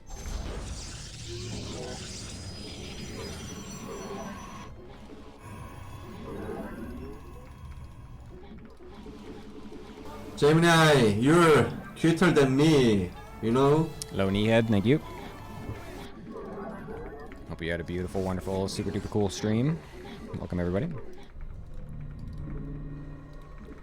We're just playing 1 or 2 more games, I think, and then we're good. My food should be here by then.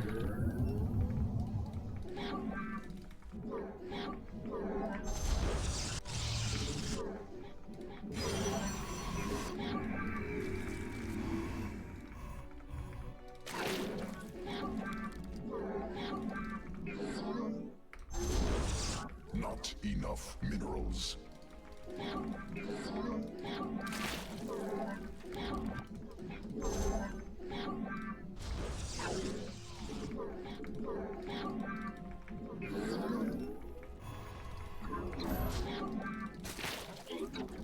Mineral quantity insufficient.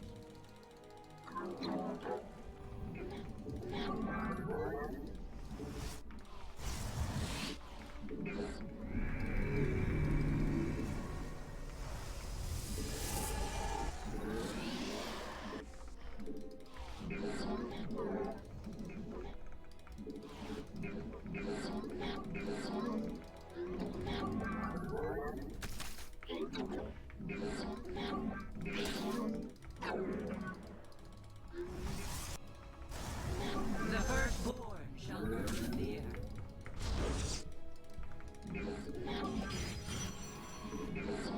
Ah!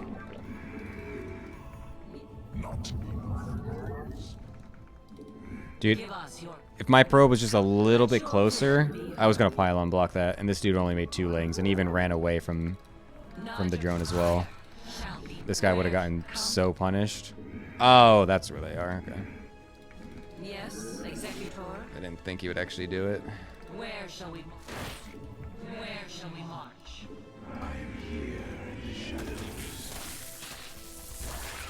Get owned. Your command.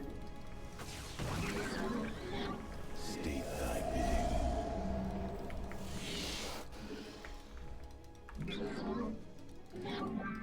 We are one with the shadows.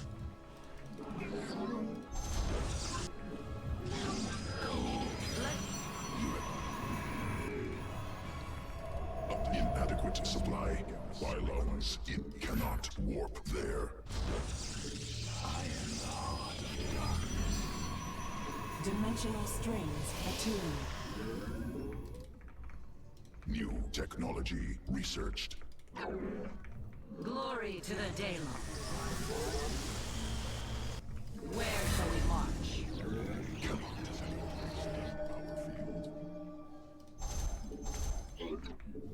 Let us begin. Lol. Oracle perceiving. Nazutai.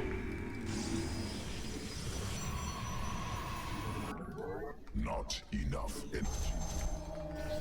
More minerals required. Extract an omen. I have met the enemy.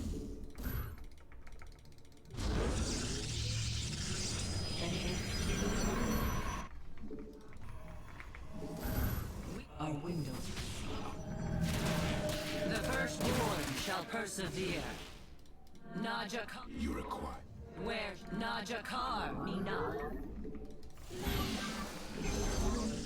How can I We give us your command. our fate? The enemy has discovered. Ay, ay, no. It is destined. Insufficient energy. Glory to the Daylon.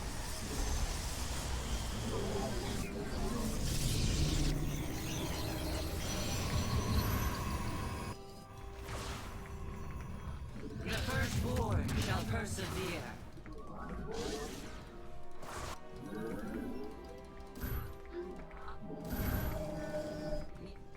Come. Glory to the Daylon.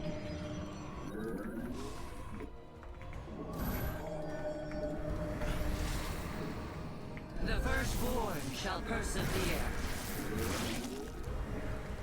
The stars align.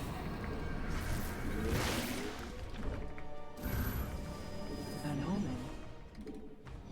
Glory. Let's go. Mineral quantity insufficient. Not give us your command.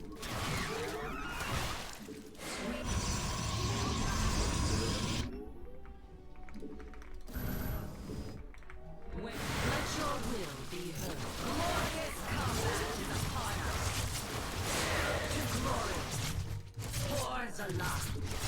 Faith. Oh. Oh, it's so good. The Templar. Mark. Yes, Executor. Let none.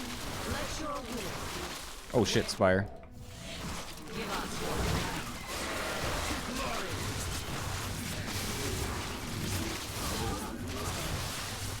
Reinterpret.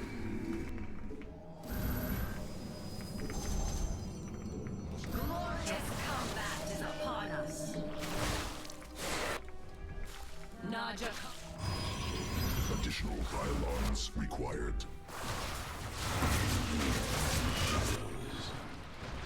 The stars align. Nazuk Tai.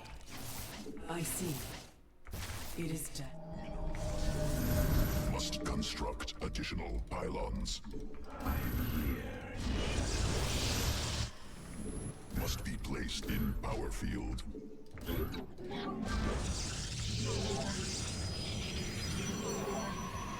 An Aerodine. Let us begin.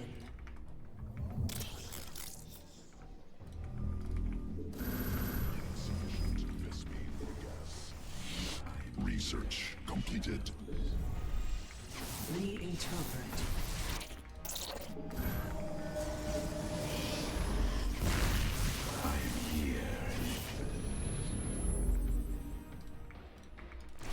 Our fates Corruptors. are one.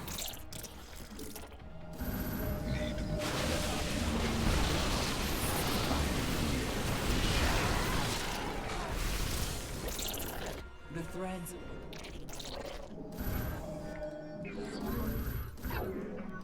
I'm here in the shadows. Mineral field. Enemy Noah. Protoss forces now in combat. Oh my, what the hell is happening with my hotkeys?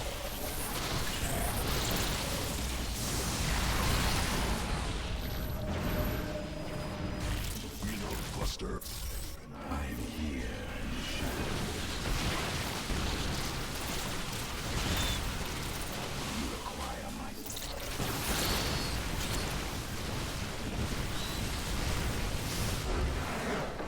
Thank God.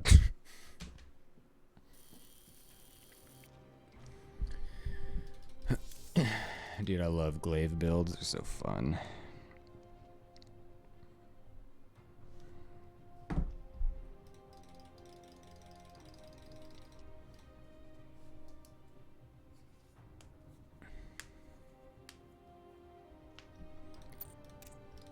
Oh my God.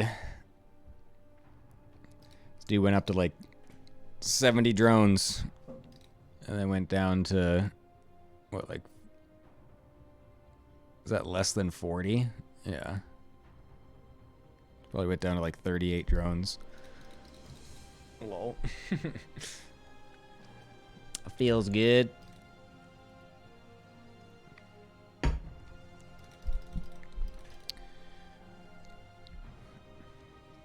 Alright.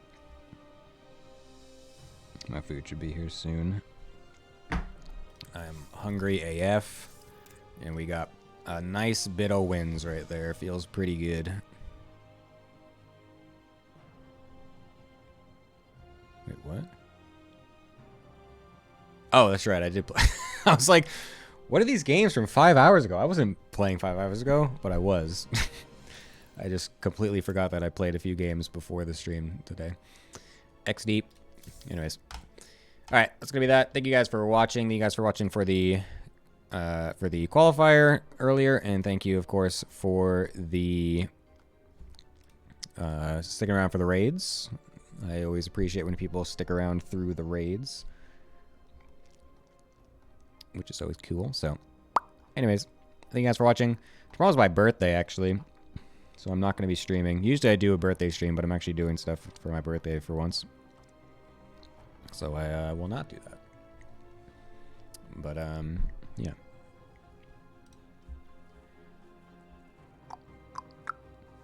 Rainer hosted me earlier, and now he's live again. So that means I can re-host him.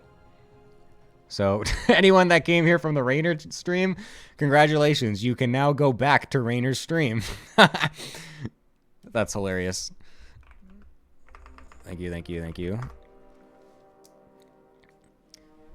Let's go back and watch Rainer after he raided us an hour ago. That's funny. All right, thank you guys. I'll see you later. I don't know when. Well, actually, I do know when. You will see me in exactly 1 week because that is when the ATL continues, the All Things Protoss Team League. We're in the playoffs for the ATL, so if you guys want to see some fun community StarCraft action, hosted and casted by yours truly, it will be here on this channel. So, yeah.